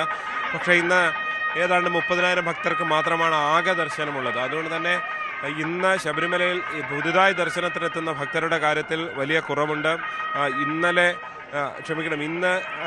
2000 സ്പോട്ട് ബുക്കിങ്ങുമുണ്ട്. എന്നാൽ ഇന്നലെയും മിനിങ്ങാന്നുമൊക്കെ എത്തിയ ഭക്തർ പലരും ഈ മണ്ഡല പൂജയിൽ തങ്കയങ്കി ചാർത്തിയുള്ള ഭഗവാനെ ദർശിക്കുന്നതിന് വേണ്ടി സന്നിധാനത്ത് തമ്പടിച്ച കാഴ്ചയാണ് നമുക്ക് കാണാൻ സാധിക്കുന്നത്. അതായത് ഇന്ന് 30,000 ആളുകൾ മാത്രമേ എത്തുകയുള്ളൂ എന്ന് പറയുമ്പോൾ പോലും അതിൽ കൂടുതൽ ആളുകൾ സന്നിധാനത്ത് ഇന്നലെ മുതൽ തമ്പടിക്കുന്നവർ ഈ സന്നിധാനത്ത് ഉണ്ടാകും. അങ്ങനെ നാളെ നടക്കുന്ന മണ്ഡല പൂജയിലടക്കം പങ്കെടുത്ത് അയ്യപ്പ ഭഗവാനെ തൊഴുത് മടങ്ങുന്നതിന് വേണ്ടിയുള്ള ഒരു രീതിയാണ് ഭക്തരുടെ ഭാഗത്തു നിന്നും ഉള്ളത്. എന്തായാലും എല്ലാ ഒരുക്കങ്ങളും പൂർത്തിയായി. ഇന്ന് രാവിലെ പമ്പയിൽ അവലോകന യോഗം, ഉന്നതതല അവലോകന യോഗവും ചേരുന്നുണ്ട്. മന്ത്രി, ഒപ്പം തന്നെ മന്ത്രിമാർ, മറ്റ് ഉദ്യോഗസ്ഥരെല്ലാവരും പമ്പയിലെ യോഗത്തിൽ പങ്കെടുക്കുന്നുണ്ട്. അതിൻ്റെ പ്രധാനപ്പെട്ട അവലോകനം ഇതുവരെയുള്ള തീർത്ഥാടന കാലത്തിൻ്റെ അവലോകനം നടത്തുക, ഒപ്പം തന്നെ ഈ ഒരുപക്ഷെ ശബരിമലയിലെ ഏറ്റവും തിരക്കുള്ള സമയം മകരവിളക്ക് സമയമാണ്. ആ മകരവിളക്കിനുള്ള ഒരുക്കങ്ങൾ എങ്ങനെ എന്നത് സംബന്ധിച്ചുള്ള ഒരു ആസൂത്രണവും നടത്തുക. അതിനുശേഷം ആയിരിക്കും ഈ ദേവസ്വം ബോർഡ് പ്രസിഡന്റ് അടക്കമുള്ളവർ, മന്ത്രി ഉൾപ്പെടെയുള്ളവർ സന്നിധാനത്തേക്ക് എത്തിച്ചേരുക. അതായത് ദേവസ്വം മന്ത്രി ഉൾപ്പെടെയുള്ളവർ സന്നിധാനത്തേക്ക് എത്തിച്ചേരുക. എന്തായാലും എല്ലാ ഒരുക്കങ്ങളും പൂർത്തിയായിരിക്കുന്നു. ശബരിമല പരിപൂർണമായും ഉത്സവ അന്തരീക്ഷത്തിലാണ്. ഏറ്റവും ഒടുവിലുള്ള 4 ദിവസങ്ങളിലും ഏതാണ്ട് ശരാശരി 1,00,000-ൽ പരം തീർത്ഥാടകരാണ് ശബരിമല സന്നിധാനത്ത് ദർശനത്തിനെത്തിയത്. തിങ്കളാഴ്ച 1,05,000, ചൊവ്വാഴ്ച അത് 96,000 കഴിഞ്ഞ് 97,000-ലേക്ക് എത്തിയിരുന്നു. ബുധനാഴ്ച വീണ്ടും അത് 1,04,000-മായി. ഇന്നലെ അത് 94,000 എന്ന നിലയിലും എത്തിയിരുന്നു. അങ്ങനെ ശരാശരി നോക്കിയാൽ ഏതാണ്ട് 1,00,000 തീർത്ഥാടകർ ഈ മണ്ഡല പൂജയ്ക്ക് തൊട്ട് മുൻപുള്ള ദിവസങ്ങളിൽ ശബരിമല സന്നിധാനത്തെത്തി എന്നുള്ളതാണ്. ഇപ്പോഴുമുള്ളത് പുല്ലുമേട് വഴി പല ഭക്തരും, വളരെ കുറച്ച് പേർക്ക്, 1000 പേർക്ക് മാത്രമാണ് ദർശനത്തിന് സൗകര്യമുള്ളത്. പക്ഷേ എന്നിരുന്നാൽ തന്നെയും അതുവഴി ഭക്തർ കൂടുതലായി സന്നിധാനത്തേക്ക് എത്താൻ ശ്രമിക്കുന്നു. അവർക്ക് അവിടെ യാത്ര മുടങ്ങുന്ന സാഹചര്യം പലപ്പോഴും ഉണ്ടാകുന്നുണ്ട്. ഹൈക്കോടതി നിർദ്ദേശമാണ് 1000 പേർക്ക് മാത്രമേ അതുവഴി ഒരു ദിവസം ദർശനമുള്ളൂ, അതുവഴി യാത്ര ചെയ്യാൻ അനുവാദമുള്ളൂ എന്നുള്ളത്. അങ്ങനെ ഒരു സാഹചര്യം അവിടെ നിൽക്കുന്നു. ഇനിയിപ്പോൾ ഇന്നും നാളെയുള്ള ദിവസങ്ങളിലൊക്കെ നിയന്ത്രണങ്ങൾ കൂടി ശക്തമായി ഉള്ളതുകൊണ്ട് തന്നെ ഭക്തർക്ക് സന്നിധാനത്തേക്ക് എത്തുക എന്നുള്ളത്, ഈ 2000 സ്പോട്ട് ബുക്കിംഗ് എന്ന് പറയുന്നത്, അതിനപ്പുറത്തേക്ക് അധികം ആളുകളെ കടത്തിവിടാനുള്ള സാഹചര്യമില്ല എന്നാണ് നമുക്ക് മനസ്സിലാക്കാൻ കഴിയുന്നത്. എന്തായാലും തങ്കയങ്കി ഘോഷയാത്രയെ സ്വീകരിക്കാൻ വേണ്ടി ശബരിമല സന്നിധാനം ഒരുങ്ങിക്കഴിഞ്ഞു. ആറന്മുളയിൽ നിന്ന് 23-ാം തീയതി പുറപ്പെട്ട വിവിധ ക്ഷേത്രങ്ങളിലൂടെ പര്യടനം നടത്തിയാണ് തങ്കയങ്കി ഘോഷയാത്ര സന്നിധാനത്ത് എത്തുക. അങ്ങനെ ഇന്ന് വൈകുന്നേരം ദീപാരാധനയ്ക്ക് സർവാഭരണ വിഭൂഷിതനായ അയ്യപ്പ സ്വാമിയെ തൊഴുന്നതിന് വേണ്ടി ഭക്തർ കാത്തിരിക്കുകയാണ്. നാളെ ഏതാണ്ട് 10:30-ക്ക് ശേഷമാണ്, ഏതാണ്ട് 11:30 വരെയുള്ള സമയത്താണ് മണ്ഡല പൂജയ്ക്കുള്ള മുഹൂർത്തമുള്ളത്. അതിനുശേഷം രാത്രി ഏതാണ്ട് 10 മണി വരെ ഉണ്ടാകും ശബരിമല നട. ആ സമയം വരെയും ആഭരണ വിഭൂഷിതനായ അയ്യപ്പനെ തൊഴാം. അനുസരിച്ച് ശരി, ജി ശ്രീജിത്താണ് സന്നിധാനത്ത് നിന്ന് വിവരങ്ങൾ നൽകിയത്. മറ്റൊരു വാർത്തയിലേക്ക് പോകുമ്പോൾ, ബംഗ്ലാദേശിൽ വീണ്ടും ആൾക്കൂട്ട കൊലപാതകം. മോഷണം ആരോപിച്ച് ഹിന്ദു യുവാവിനെ തല്ലിക്കൊന്നു. ഒസ്മാൻ ഹാദിയുടെ മരണത്തിന് പിന്നാലെ ഇത് 2ാമത്തെ യുവാവാണ് ആൾക്കൂട്ട ആക്രമണത്തിന് വിധേയമായി കൊല്ലപ്പെടുന്നത്. അതേസമയം BNP നേതാവ് താരിഖ് റഹ്മാൻ അമ്മ ഖലേദ സിയെ കണ്ടു. 17 വർഷത്തിനു ശേഷം നാട്ടിലെത്തിയ നേതാവിന് വമ്പൻ സ്വീകരണമാണ് ലഭിച്ചത്. തെരഞ്ഞെടുപ്പിന് മുന്നോടിയായി പ്രചാരണ റാലികളിലും പങ്കെടുക്കും. അഭിലാഷ് രാധാകൃഷ്ണൻ ചേരുന്നുണ്ട് കൂടുതൽ വിവരങ്ങളുമായി. അഭിലാഷ്, ആക്രമണങ്ങൾക്ക് ഒരു ഒടുക്കവുമില്ലാതെ തുടരുന്നു. ഒരാൾ കൂടി ആൾക്കൂട്ട കൊലപാതകത്തെ തുടർന്ന് മരണപ്പെട്ടിരിക്കുന്നു, ആൾക്കൂട്ട ആക്രമണത്തെ തുടർന്ന് മരണപ്പെട്ടിരിക്കുന്നു എന്നുള്ള വിവരങ്ങളൊക്കെയാണ് പുറത്തു വരുന്നത്. ഒരയവുമില്ലാതെ ബംഗ്ലാദേശിൽ പ്രതിഷേധം കടുക്കുകയാണല്ലേ? തീർച്ചയായിട്ടും അനുശ്രീ, ബംഗ്ലാദേശിൽ കഴിഞ്ഞ കുറച്ച് ദിവസങ്ങളായി വലിയ രീതിയിലുള്ള പ്രതിഷേധങ്ങൾ നടക്കുന്നുണ്ട്. അതിൻ്റെ ഭാഗമായി കഴിഞ്ഞ ആഴ്ചകളിൽ ഒരു ഹിന്ദു യുവാവ്, 24 വയസ്സുള്ള ദിബു ചന്ദ്രദാസ് എന്ന് പറയുന്ന യുവാവ് കൊല്ലപ്പെട്ടിരുന്നു. അതിന് പിന്നാലെ വലിയ രീതിയിലുള്ള പ്രതിഷേധങ്ങൾ ബംഗ്ലാദേശിനെതിരെ, അവിടുത്തെ ഇടക്കാല സർക്കാരിനെതിരെ ഇന്ത്യയിലടക്കം നടക്കുന്ന ഒരു സാഹചര്യത്തിലാണ് ഇപ്പോൾ വീണ്ടും അമൃത് മൊണ്ടാൽ എന്ന് പറയുന്ന ഒരു യുവാവിനെ കൂടി ഇവിടെ ആൾക്കൂട്ടം വളരെ ഹീനമായ രീതിയിൽ കൊലപ്പെടുത്തിയിരിക്കുന്നത്. ഇയാളുടെ പേരിൽ കൊള്ളയടി, മോഷണം തുടങ്ങിയ കുറ്റങ്ങൾ ചാർത്തിക്കൊണ്ട് ഒരു കൂട്ടം ആളുകൾ ചേർന്ന് അവിടെ തല്ലിക്കൊല്ലുകയായിരുന്നു. ഇയാളെ മറ്റു നാട്ടുകാരും പോലീസും ചേർന്ന് ആശുപത്രിയിൽ എത്തിച്ചെങ്കിലും മരണം സംഭവിക്കുകയായിരുന്നു. ഈ ആൾക്കൂട്ട കൊലപാതകം നടക്കുന്ന സമയം തന്നെ ഇയാൾ കൊല്ലപ്പെട്ടു എന്നുള്ളതാണ് വിവരം. ആശുപത്രിയിൽ എത്തുന്നതിന് മുമ്പ് തന്നെ കൊല്ലപ്പെട്ടു. നേരത്തെ ദിബു ചന്ദ്രദാസിൻ്റെ അയാളെ തീവെച്ച് കൊല്ലുകയായിരുന്നു. ആ ഒരു സംഭവത്തിന് പിന്നാലെ തന്നെ അവിടുത്തെ ഇടക്കാല സർക്കാർ ഇനി ഇത്തരത്തിലൊരു സംഭവം ഉണ്ടാകില്ലെന്നും അവിടുത്തെ ന്യൂനപക്ഷങ്ങളെ ഒന്നും ചെയ്യരുതെന്നുമുള്ള ആഹ്വാനങ്ങൾ നടത്തിയിരുന്നെങ്കിലും ഇപ്പോഴും പ്രതിഷേധം, ഒസ്മാൻ ഹാദി എന്ന് പറയുന്ന ഇൻകുലാബ് മോർച്ച നേതാവ്, അയാൾ കൊല്ലപ്പെട്ടതിന് പിന്നാലെ വലിയ രീതിയിലുള്ള രീതിയിലുള്ള പ്രതിഷേധം, അവിടുത്തെ ന്യൂനപക്ഷങ്ങൾക്കെതിരെ ഉള്ള ആക്രോശങ്ങളെല്ലാം അവിടെ നടക്കുന്നുണ്ടായിരുന്നു. അതിന് ഒരു അറുതി വരും എന്നായിരുന്നു ഇടക്കാല സർക്കാർ പറഞ്ഞിരുന്നതെങ്കിലും പക്ഷേ അതിന് ഒന്നും ഉണ്ടാകുന്നില്ല. ഇപ്പോഴും അവിടെ ന്യൂനപക്ഷങ്ങൾ ആക്രമിക്കപ്പെടുന്നു എന്നുള്ള ദുഃഖകരമായ വാർത്തയാണ് പുറത്തു വരുന്നത്. നേരത്തെ ഡൽഹിയിലെ ബംഗ്ലാദേശിൻ്റെ ഹൈക്കമ്മീഷണറേറ്റിൽ അടക്കം വലിയ രീതിയിലുള്ള പ്രതിഷേധങ്ങൾ നടന്നിരുന്നു. എന്നാൽ അതിനൊന്നും ഫലം കാണാൻ കഴിയുന്നില്ല എന്നുള്ളതാണ് ഏറ്റവും പ്രധാനപ്പെട്ട വിവരം. ഇപ്പോഴും അവിടെ ബംഗ്ലാദേശിൽ വലിയ രീതിയിലുള്ള അക്രമങ്ങൾ നടന്നുകൊണ്ടിരിക്കുന്നു. അതിൽ ന്യൂനപക്ഷങ്ങൾ വേട്ടയാടപ്പെടുന്നു എന്നുള്ളതാണ് ഏറ്റവും ദുഃഖകരമായ വിവരം. മാത്രമല്ല അവിടെ രാഷ്ട്രീയപരമായിട്ടുള്ള വലിയ രീതിയിലുള്ള മാറ്റം സംഭവിക്കാൻ പോകുന്നു എന്നുള്ള വിവരങ്ങൾ പുറത്തു വരുന്നുണ്ട്. ഇടക്കാല സർക്കാരിൻ്റെ ഭരണം അവിടെ ഈ ഫെബ്രുവരി 12-ന് തെരഞ്ഞെടുപ്പ് നടക്കുന്നതോടുകൂടി അവസാനിക്കാൻ പോകുന്നു. ഈ തെരഞ്ഞെടുപ്പിൽ, ബംഗ്ലാദേശിൽ നടക്കുന്ന തെരഞ്ഞെടുപ്പിൽ അവിടെ വലിയ രാഷ്ട്രീയ മാറ്റം സംഭവിക്കാൻ പോകുന്നു എന്നുള്ളതിൻ്റെ ഒരു സൂചന പുറത്തു വരുന്നു. അതായത് BNP, ബംഗ്ലാദേശ് നാഷണൽ പാർട്ടി എന്ന് പറയുന്ന ആ പാർട്ടിയുടെ ആക്ടിംഗ് ചെയർമാനായിട്ടുള്ള താരിഖ് റഹ്മാൻ, 17 വർഷം മുമ്പ് നാട് വിട്ടുപോയ താരിഖ് റഹ്മാൻ കഴിഞ്ഞ ദിവസം നാട്ടിലെത്തിയിരുന്നു. ഈ താരിഖ് റഹ്മാൻ അവിടുത്തെ പ്രധാനമന്ത്രിയാകാനുള്ള സാധ്യതകൾ ആണ് കാണുന്നത്. ഈ ഫെബ്രുവരി 12-ൽ അവിടെ നടക്കുന്ന തെരഞ്ഞെടുപ്പിൽ മത്സരിക്കും, BNP മത്സരിക്കും, അവിടെ അധികാരത്തിലെത്തുമെന്നുള്ള വിലയിരുത്തലുകളാണ് എത്തുന്നത്. അങ്ങനെയാണെങ്കിൽ ഇപ്പോൾ ജമാഅത്തെ ഇസ്ലാമി നേതൃത്വം നൽകുന്ന ഇടക്കാല സർക്കാർ അവിടെ വീഴാൻ പോകുന്നു, പകരം BNP എത്തുന്നു എന്നുള്ളതാണ് ഏറ്റവും പ്രധാനപ്പെട്ട വിവരം. പക്ഷേ അപ്പോഴും ഇന്ത്യയുമായി ഏറ്റവും അടുത്ത് നിൽക്കുന്ന അവാമി ലീഗിന് അവിടെ മത്സരിക്കാൻ കഴിയില്ല. പകരം അവാമി ലീഗിന് പകരമാണ് അവിടെ BNP അധികാരത്തിലെത്തുക എന്നുള്ള വിവരങ്ങൾ പുറത്തു വരുന്നു. അവാമി ലീഗ് അധികാരത്തിലെത്തിയ സമയത്ത് ഈ താരിഖ് റഹ്മാനെയും അമ്മ ഖരീദാസിയെയും എല്ലാം അവിടെ തടവിലാക്കിയിരുന്നു. 2008-ൽ തടവിൽ നിന്ന് മോചിതനായ താരിഖ് റഹ്മാൻ പിന്നീട് ലണ്ടനിലേക്ക് നാടുവിടുകയായിരുന്നു കുടുംബത്തോടൊപ്പം. അതിനുശേഷം 17 വർഷത്തിന് ശേഷം അവാമി ലീഗ് അവിടെ വിലക്കപ്പെട്ടിരിക്കുന്നു. മാത്രമല്ല പ്രധാനമന്ത്രിയായിരുന്ന അവർ ഇപ്പോൾ ഇന്ത്യയിൽ തുടരുകയാണ്. അങ്ങനെ വലിയ രീതിയിലുള്ള രാഷ്ട്രീയ പ്രശ്നങ്ങൾ അവിടെ നടക്കുന്ന ഒരു സാഹചര്യത്തിലാണ് ഇപ്പോൾ താരിഖ് റഹ്മാൻ നാട്ടിലെത്തുന്നത്. മാത്രമല്ല ഒസ്മാൻ ഹാദിയുടെ ശവകുടീരത്തിൽ പോയി അന്ത്യാഞ്ജലി അർപ്പിച്ചു. ഇപ്പോൾ ആശുപത്രിയിൽ ചികിത്സയിലുള്ള ഖലീദ സിയെ നേരിട്ട് പോയി കണ്ടു. മാത്രമല്ല ഇനിയിപ്പോൾ ഇന്ന് മുതൽ നടക്കുന്ന തെരഞ്ഞെടുപ്പ് പ്രചാരണ റാലികളിൽ താരിഖ് റഹ്മാൻ പങ്കെടുക്കുമെന്നാണ് അറിയുന്നത്. അങ്ങനെ വലിയ രീതിയിലുള്ള ഒരു രാഷ്ട്രീയ മാറ്റം ബംഗ്ലാദേശിൽ വരാൻ പോകുന്നു. അപ്പോൾ BNPയുടെ ഇന്ത്യയോടുള്ള സമീപനമാണ് ഇതിൽ ഏറ്റവും പ്രധാനപ്പെട്ട കാര്യമെന്ന് പറയുന്നത്. അവർ എന്ത് നിലപാടായിരിക്കും എടുക്കുക എന്നുള്ള ഒരു കാര്യം കൂടി പുറത്തു വരുന്നുണ്ട്. മാത്രമല്ല ഇപ്പോൾ മുഹമ്മദ് യൂനിസ് നയിക്കുന്ന ഇടക്കാല സർക്കാരിന് ഇന്ത്യയുമായി വലിയ പ്രശ്നങ്ങളുമായി മുന്നോട്ട് പോകാൻ താല്പര്യമില്ലെന്നുള്ള ചില സൂചനകൾ പുറത്തു വരുന്നു. അവിടുത്തെ സാമ്പത്തിക കാര്യ ഉപദേഷ്ടാവ് സലേഹുദ്ദീൻ അഹമ്മദ് കഴിഞ്ഞ ദിവസം പറഞ്ഞ ഒരു പ്രസ്താവന ഏറ്റവും പ്രധാനപ്പെട്ടതാണ്. ഇന്ത്യയുമായി ഒരു പ്രശ്നവുമായി മുന്നോട്ട് പോകാൻ മുഹമ്മദ് യൂനിസ് സർക്കാരിന് താല്പര്യമില്ല. ഇപ്പോൾ നിലവിലുള്ള പ്രശ്നങ്ങൾ, നയതന്ത്രപരമായിട്ടുള്ള പ്രശ്നങ്ങൾ അടക്കമുള്ള കാര്യങ്ങൾ ചർച്ച ചെയ്ത് പരിഹരിക്കുന്നതിന് വേണ്ടിയിട്ടുള്ള നടപടികളാണ് ബംഗ്ലാദേശിലെ ഇടക്കാല സർക്കാർ എടുക്കാൻ പോകുന്നത് എന്നുള്ള ഒരു സൂചന പുറത്തു വരുന്നുണ്ട്. അതേസമയം തന്നെ ഇന്ത്യ വിരുദ്ധ പരാമർശങ്ങളും പ്രചരണങ്ങളും അവിടുത്തെ ജമാഅത്തെ ഇസ്ലാമി നയിക്കുന്ന ആളുകൾ, അവിടുത്തെ ഇൻക്വിലാബ് മോർച്ച അടക്കമുള്ള സംഘടനകൾ എടുക്കുന്നു എന്നുള്ള കാര്യം പ്രധാനപ്പെട്ടതാണ്. മാത്രമല്ല രണ്ട് രാജ്യങ്ങളും തമ്മിലുള്ള നയതന്ത്ര ബന്ധം വലിയ രീതിയിൽ മോശമാവുന്ന ഒരു സൂചനകൾ കൂടിയാണ് വരുന്നത്.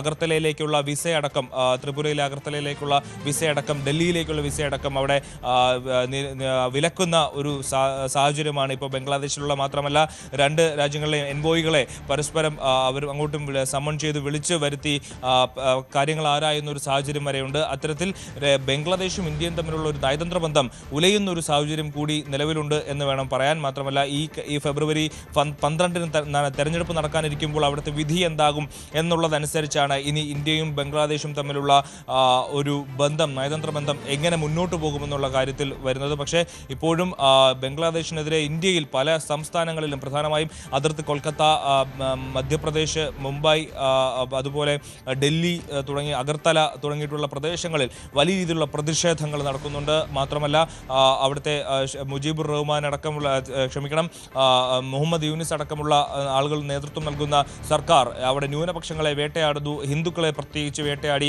കൊല്ലാൻ ശ്രമിക്കുന്നു എന്നുള്ള വാദങ്ങൾ ഇന്ത്യയിലടക്കം പല സംഘടനകളും രാഷ്ട്രീയ പാർട്ടികളും ഉന്നയിക്കുന്ന ഒരു സാഹചര്യമുണ്ട്. മാത്രമല്ല ബംഗ്ലാദേശിലെ ഇപ്പോഴത്തെ സാഹചര്യം യുണൈറ്റഡ് നേഷൻസ് അടക്കമുള്ള ലോക സംഘടനകളും ലോകരാജ്യങ്ങളും ഇപ്പോൾ വീക്ഷിക്കുന്ന ഒരു സാഹചര്യം കൂടിയുണ്ട്. കാരണം ആളുകളെ കൂട്ടം ചേർന്ന് തല്ലിക്കൊല്ലുന്ന ഒരു സാഹചര്യം മാത്രമല്ല, ഇന്നലെ സാധാരണക്കാരനായ ഒരാൾ ഒരു ഫ്ലൈ ഓവറിന് താഴെ ചായ കുടിച്ചുകൊണ്ടിരിക്കുമ്പോഴാണ് മുകളിൽ നിന്ന് ചില ഫ്രിഞ്ച് എലമെന്റുകൾ, ചില ആളുകൾ അവിടുത്തെ ബോംബ് വലിച്ചെറിഞ്ഞ് അയാളെ കൊല്ലുന്നത്. അങ്ങനെ വലിയ രീതിയിൽ അക്രമങ്ങളും കലാപങ്ങളും നടക്കുന്ന ഒരു സാഹചര്യം, അവിടുത്തെ സാമ്പത്തികപരമായിട്ടുള്ള എല്ലാ കാര്യങ്ങളും. അഭിലാഷ്, അതുപോലെ ഈ താരിഖ് റഹ്മാന്റെ കടന്നുവരവ്, തിരിച്ചുവരവ്, അത് എത്രത്തോളം ആ പ്രക്ഷോഭത്തെ സ്വാധീനിക്കാനുള്ള സാധ്യതയുണ്ട്? അതുപോലെ തന്നെ ഈ BNP ബംഗ്ലാദേശിൽ അധികാരത്തിൽ വരികയാണെങ്കിൽ അത് ബംഗ്ലാദേശിൽ ഉണ്ടാക്കുന്ന മാറ്റങ്ങൾ അതെന്തൊക്കെയായിരിക്കും? സ്വാഭാവികമായിട്ടും അനുശ്രീ, ഇപ്പോൾ അവിടെ ഒരു തെരഞ്ഞെടുക്കപ്പെട്ട സർക്കാരല്ല ബംഗ്ലാദേശിൽ ഭരിക്കുന്നത്. അതുകൊണ്ട് തന്നെ വലിയ അവാമി ലീഗിലെ ആളുകളടക്കം വലിയ രീതിയിലുള്ള പ്രതിഷേധം അവിടെ നടത്തി വരുന്നുണ്ട്. ഇപ്പോഴത്തെ സർക്കാർ പാകിസ്ഥാന്റെ ചാരസംഘടനയായിട്ടുള്ള ISIയുമായി ബന്ധപ്പെട്ട് അവരുടെ സഹായത്തോടെ സഹകരണത്തോടെ പ്രവർത്തിച്ചു വരികയാണ്. രാജ്യത്തെ അസ്ഥിരപ്പെടുത്തുന്ന രീതിയിലുള്ള പ്രവർത്തനങ്ങൾ അവിടെ നടത്തി വരുന്നത് എന്നുള്ളതാണ് രാജ്യത്തെ ഒരു വലിയ ഭൂരിപക്ഷം ആളുകളുടെയും പ്രചരണം എന്ന് പറയുന്നത്. അവർ അതിനനുസരിച്ച് തന്നെ വലിയ രീതിയിലുള്ള പ്രതിഷേധങ്ങളും നടക്കുകയാണ്.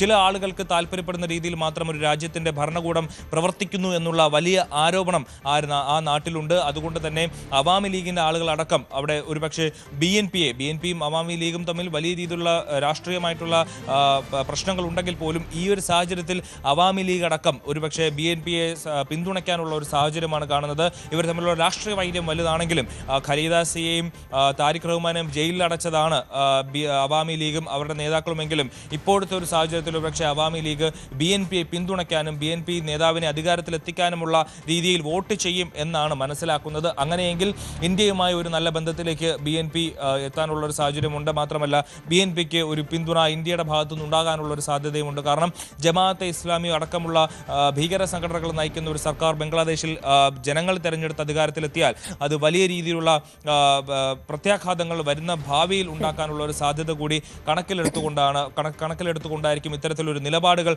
എടുക്കുക എന്നുള്ളതാണ് ഏറ്റവും പ്രധാനപ്പെട്ട കാര്യം. അതിൽ ബംഗ്ലാദേശ് നാഷണലിസ്റ്റ് പാർട്ടി അധികാരത്തിലെത്തിക്കഴിഞ്ഞാൽ ഇത്തരത്തിൽ അവിടുത്തെ ഇപ്പോൾ നടക്കുന്ന കലാപങ്ങളെല്ലാം ഒരുപക്ഷെ ഒഴിയാനുള്ള ഒരു സാഹചര്യമുണ്ട്. മാത്രമല്ല അവാമി ലീഗിന്റെ പ്രവർത്തകരും ഇപ്പോഴത്തെ ജമാഅത്തെ ഇസ്ലാമിയുടെ പ്രവർത്തകരും അവർ നേതൃത്വം നൽകുന്ന ആളുകളും തമ്മിലുള്ള കലാപം, അവർ തമ്മിലുള്ള സംഘർഷങ്ങൾ വലിയ രീതിയിൽ മുന്നോട്ട് പോകുന്ന ഒരു സാഹചര്യം കൂടിയുണ്ട്. അതുകൊണ്ട് തന്നെ അവിടെ ഇപ്പോൾ ഒരു ലോ ആൻഡ് ഓർഡർ സ്ഥാപിക്കേണ്ടത് അത്യാവശ്യമാണ്. അത് കൃത്യമായ രീതിയിൽ നടപ്പിലാവണമെങ്കിൽ ജനങ്ങൾ തെരഞ്ഞെടുത്ത ഒരു സർക്കാർ അധികാരത്തിലെത്തണം എന്നുള്ളതാണ് ഏറ്റവും തുടരുകയാണ്. ഒരാൾ കൂടി ആൾക്കൂട്ട ആക്രമണത്തെ തുടർന്ന് കൊല്ലപ്പെട്ടിരിക്കുന്നു എന്നുള്ള വിവരങ്ങളൊക്കെയാണ് പുറത്തു വരുന്നത്. അഭിലാഷ് രാധാകൃഷ്ണനാണ് വിവരങ്ങൾ നൽകിയത്. ഇടുക്കി കല്ലാർകുട്ടി മേഖലയിലെ പട്ടയ വിഷയത്തിൽ തുടർ നടപടികൾ വൈകുന്നതിൽ പ്രതിഷേധം ശക്തമാകുന്നു. 3500-ലധികം കുടുംബങ്ങളാണ് പട്ടയത്തിനായി കല്ലാർകുട്ടി മേഖലയിൽ അപേക്ഷ നൽകി കാത്തിരിക്കുന്നത്. കല്ലാർകുട്ടി നിവാസികളുടെ പതിറ്റാണ്ടുകളായുള്ള ആവശ്യത്തിൽ നൂലാമാലകൾ ഉന്നയിച്ച് കർഷക കുടുംബങ്ങളെ കബളിപ്പിക്കുന്നുവെന്നാണ് ആക്ഷേപം. കല്ലാർകുട്ടി ജലാശയത്തിന്റെ സമീപ മേഖലകളിൽ താമസിക്കുന്ന കുടുംബങ്ങളുടെ പട്ടയത്തിനായുള്ള കാത്തിരിപ്പ് നീളുകയാണ്.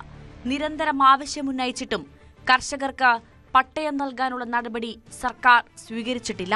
കൈവശ ഭൂമിക്ക് പട്ടയം ലഭിക്കാത്തതിനാൽ ഭൂമി പണയപ്പെടുത്തി കുട്ടികളുടെ വിദ്യാഭ്യാസം, വിവാഹം ഉൾപ്പെടെയുള്ള അടിയന്തര കാര്യങ്ങൾക്ക് പണം കണ്ടെത്തുവാനും കഴിയുന്നില്ല. ഈ മേഖലയിലെ ജനങ്ങൾ ഒരുപാട് ആഗ്രഹിച്ചിരുന്നതാണ് പട്ടയം എന്ന കാര്യം. പക്ഷേ കല്ലാർകുട്ടി ഡാമിൻ്റെ കാച്ച്മെൻ്റ് ഏരിയയിൽ താമസിക്കുന്ന ഏതാണ്ട് 4000-ഓളം അടുത്ത് വരുന്ന കുടുംബങ്ങൾക്ക് കുന്നത്തടി വെള്ളത്തോൽ പഞ്ചായത്തിൻ്റെ ഇരുകരയിലുമായിട്ട് താമസിക്കുന്നവർക്ക് പട്ടയ നടപടികൾ നൽകാം എന്ന സർക്കാരിൻ്റെ ഉറപ്പ് മൂലം ഇവിടുത്തെ പ്രക്ഷോഭ പരിപാടികൾ അല്പനാളത്തേക്ക് നമ്മൾ നിർത്തിവെക്കുകയായിരുന്നു. എന്നാൽ ഡിജിറ്റൽ സർവേ നടത്തി പിന്നീട് ഒരനക്കവുമില്ല. സത്യം പറഞ്ഞാൽ ഈ ജനങ്ങളെ വഞ്ചിക്കുകയാണ് ചെയ്തേക്കുന്നത്. കല്ലാർകുട്ടി അണക്കെട്ടിന്റെ ഇരുകരകളിലുമായി വെള്ളത്തൂവൽ, കൊന്നത്തടി പഞ്ചായത്തുകളിൽ 3500-ലധികം കുടുംബങ്ങളുണ്ട്. കല്ലാർകുട്ടി പട്ടയാവകാശ സംരക്ഷണ വേദി എന്ന സമരസമിതിയുടെ നേതൃത്വത്തിൽ നിരവധി പ്രതിഷേധ സമരങ്ങൾ മുൻപ് സംഘടിപ്പിച്ചിരുന്നു.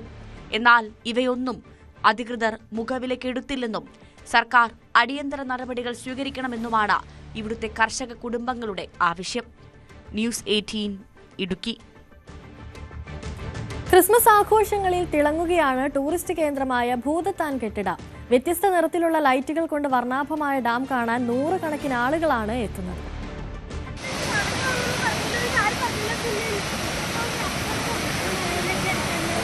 ക്രിസ്മസ് ആഘോഷങ്ങൾക്കൊപ്പം ഒരു വെളിച്ചോത്സവവും.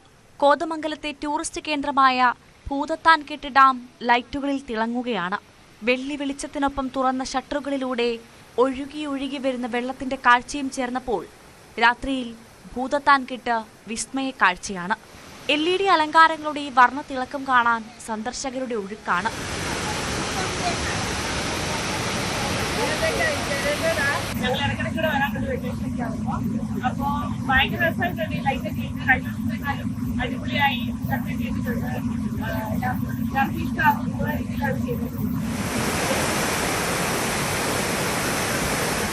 സന്ദർശകർ കൂടുതലും കുടുംബസമേതമാണ് എത്തുന്നത്.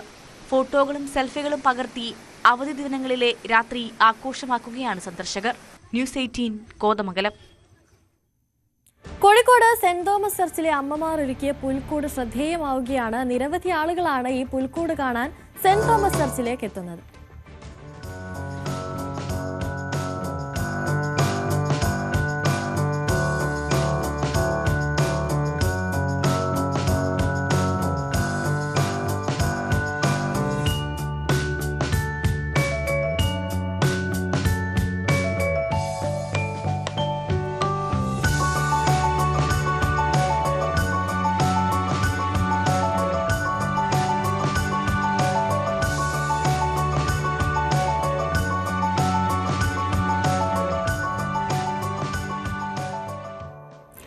ഇന്ത്യ ശ്രീലങ്ക T20 ക്രിക്കറ്റ് പരമ്പരയിലെ മൂന്നാം മത്സരം ഇന്ന് കാര്യവട്ടം സ്പോർട്സ് ഹബിൽ നടക്കും. ആദ്യ 2 മത്സരങ്ങളും ജയിച്ച ഇന്ത്യക്ക് ഇന്ന് ജയിച്ചാൽ പരമ്പര ഉറപ്പിക്കാം. ശ്രീലങ്കയ്ക്ക് പരമ്പര വിജയം എന്ന പ്രതീക്ഷ നിലനിർത്തണമെങ്കിൽ ഇന്ന് ജയം അനിവാര്യമാണ്. ഹർമൻപ്രീതിന്റെ നേതൃത്വത്തിലിറങ്ങുന്ന ഇന്ത്യൻ സംഘത്തിന് സ്മൃതി മന്ദാന, ജമീമ റോഡ്രിഗസ്, ഷഫാലി വർമ്മ എന്നിവരുടെ ബാറ്റിംഗ് കരുത്തിലാണ് പ്രതീക്ഷ. പരമ്പരയിലെ അവസാന 2 മത്സരങ്ങൾ 28, 30 തീയതികളിൽ കാര്യവട്ടത്ത് തന്നെ നടക്കും. ഇനി നമ്മുടെ സ്പെഷ്യൽ സെഗ്മെന്റിലേക്കാണ്, സ്പെഷ്യൽ ഡേയിലേക്ക്. ഞങ്ങളുടെ സഹപ്രവർത്തകനായ രാഹുൽ ദാസിന്റെയും അശ്വതിയുടെയും മകൾ വാമിക രാഹുലിന്റെ 1ാം പിറന്നാളാണിന്ന്.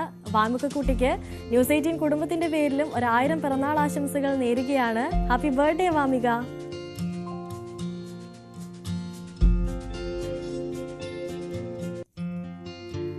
വേങ്ങോട് സ്വദേശികളായ നൌഷാദിന്റെയും മാജിദയുടെയും മക്കളായ സിനാന്റെയും സിയാന്റെയും പിറന്നാളാണിന്ന്. 2 പേർക്കും ഒരു നല്ല പിറന്നാൾ ആശംസിക്കുകയാണ്. ഹാപ്പി ബർത്ത്ഡേ സിനാൻ ആൻഡ് സിയാൻ.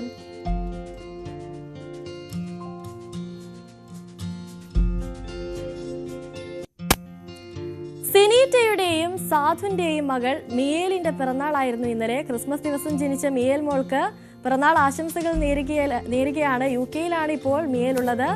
ആശംസകൾ മിയേൽ മോളെ.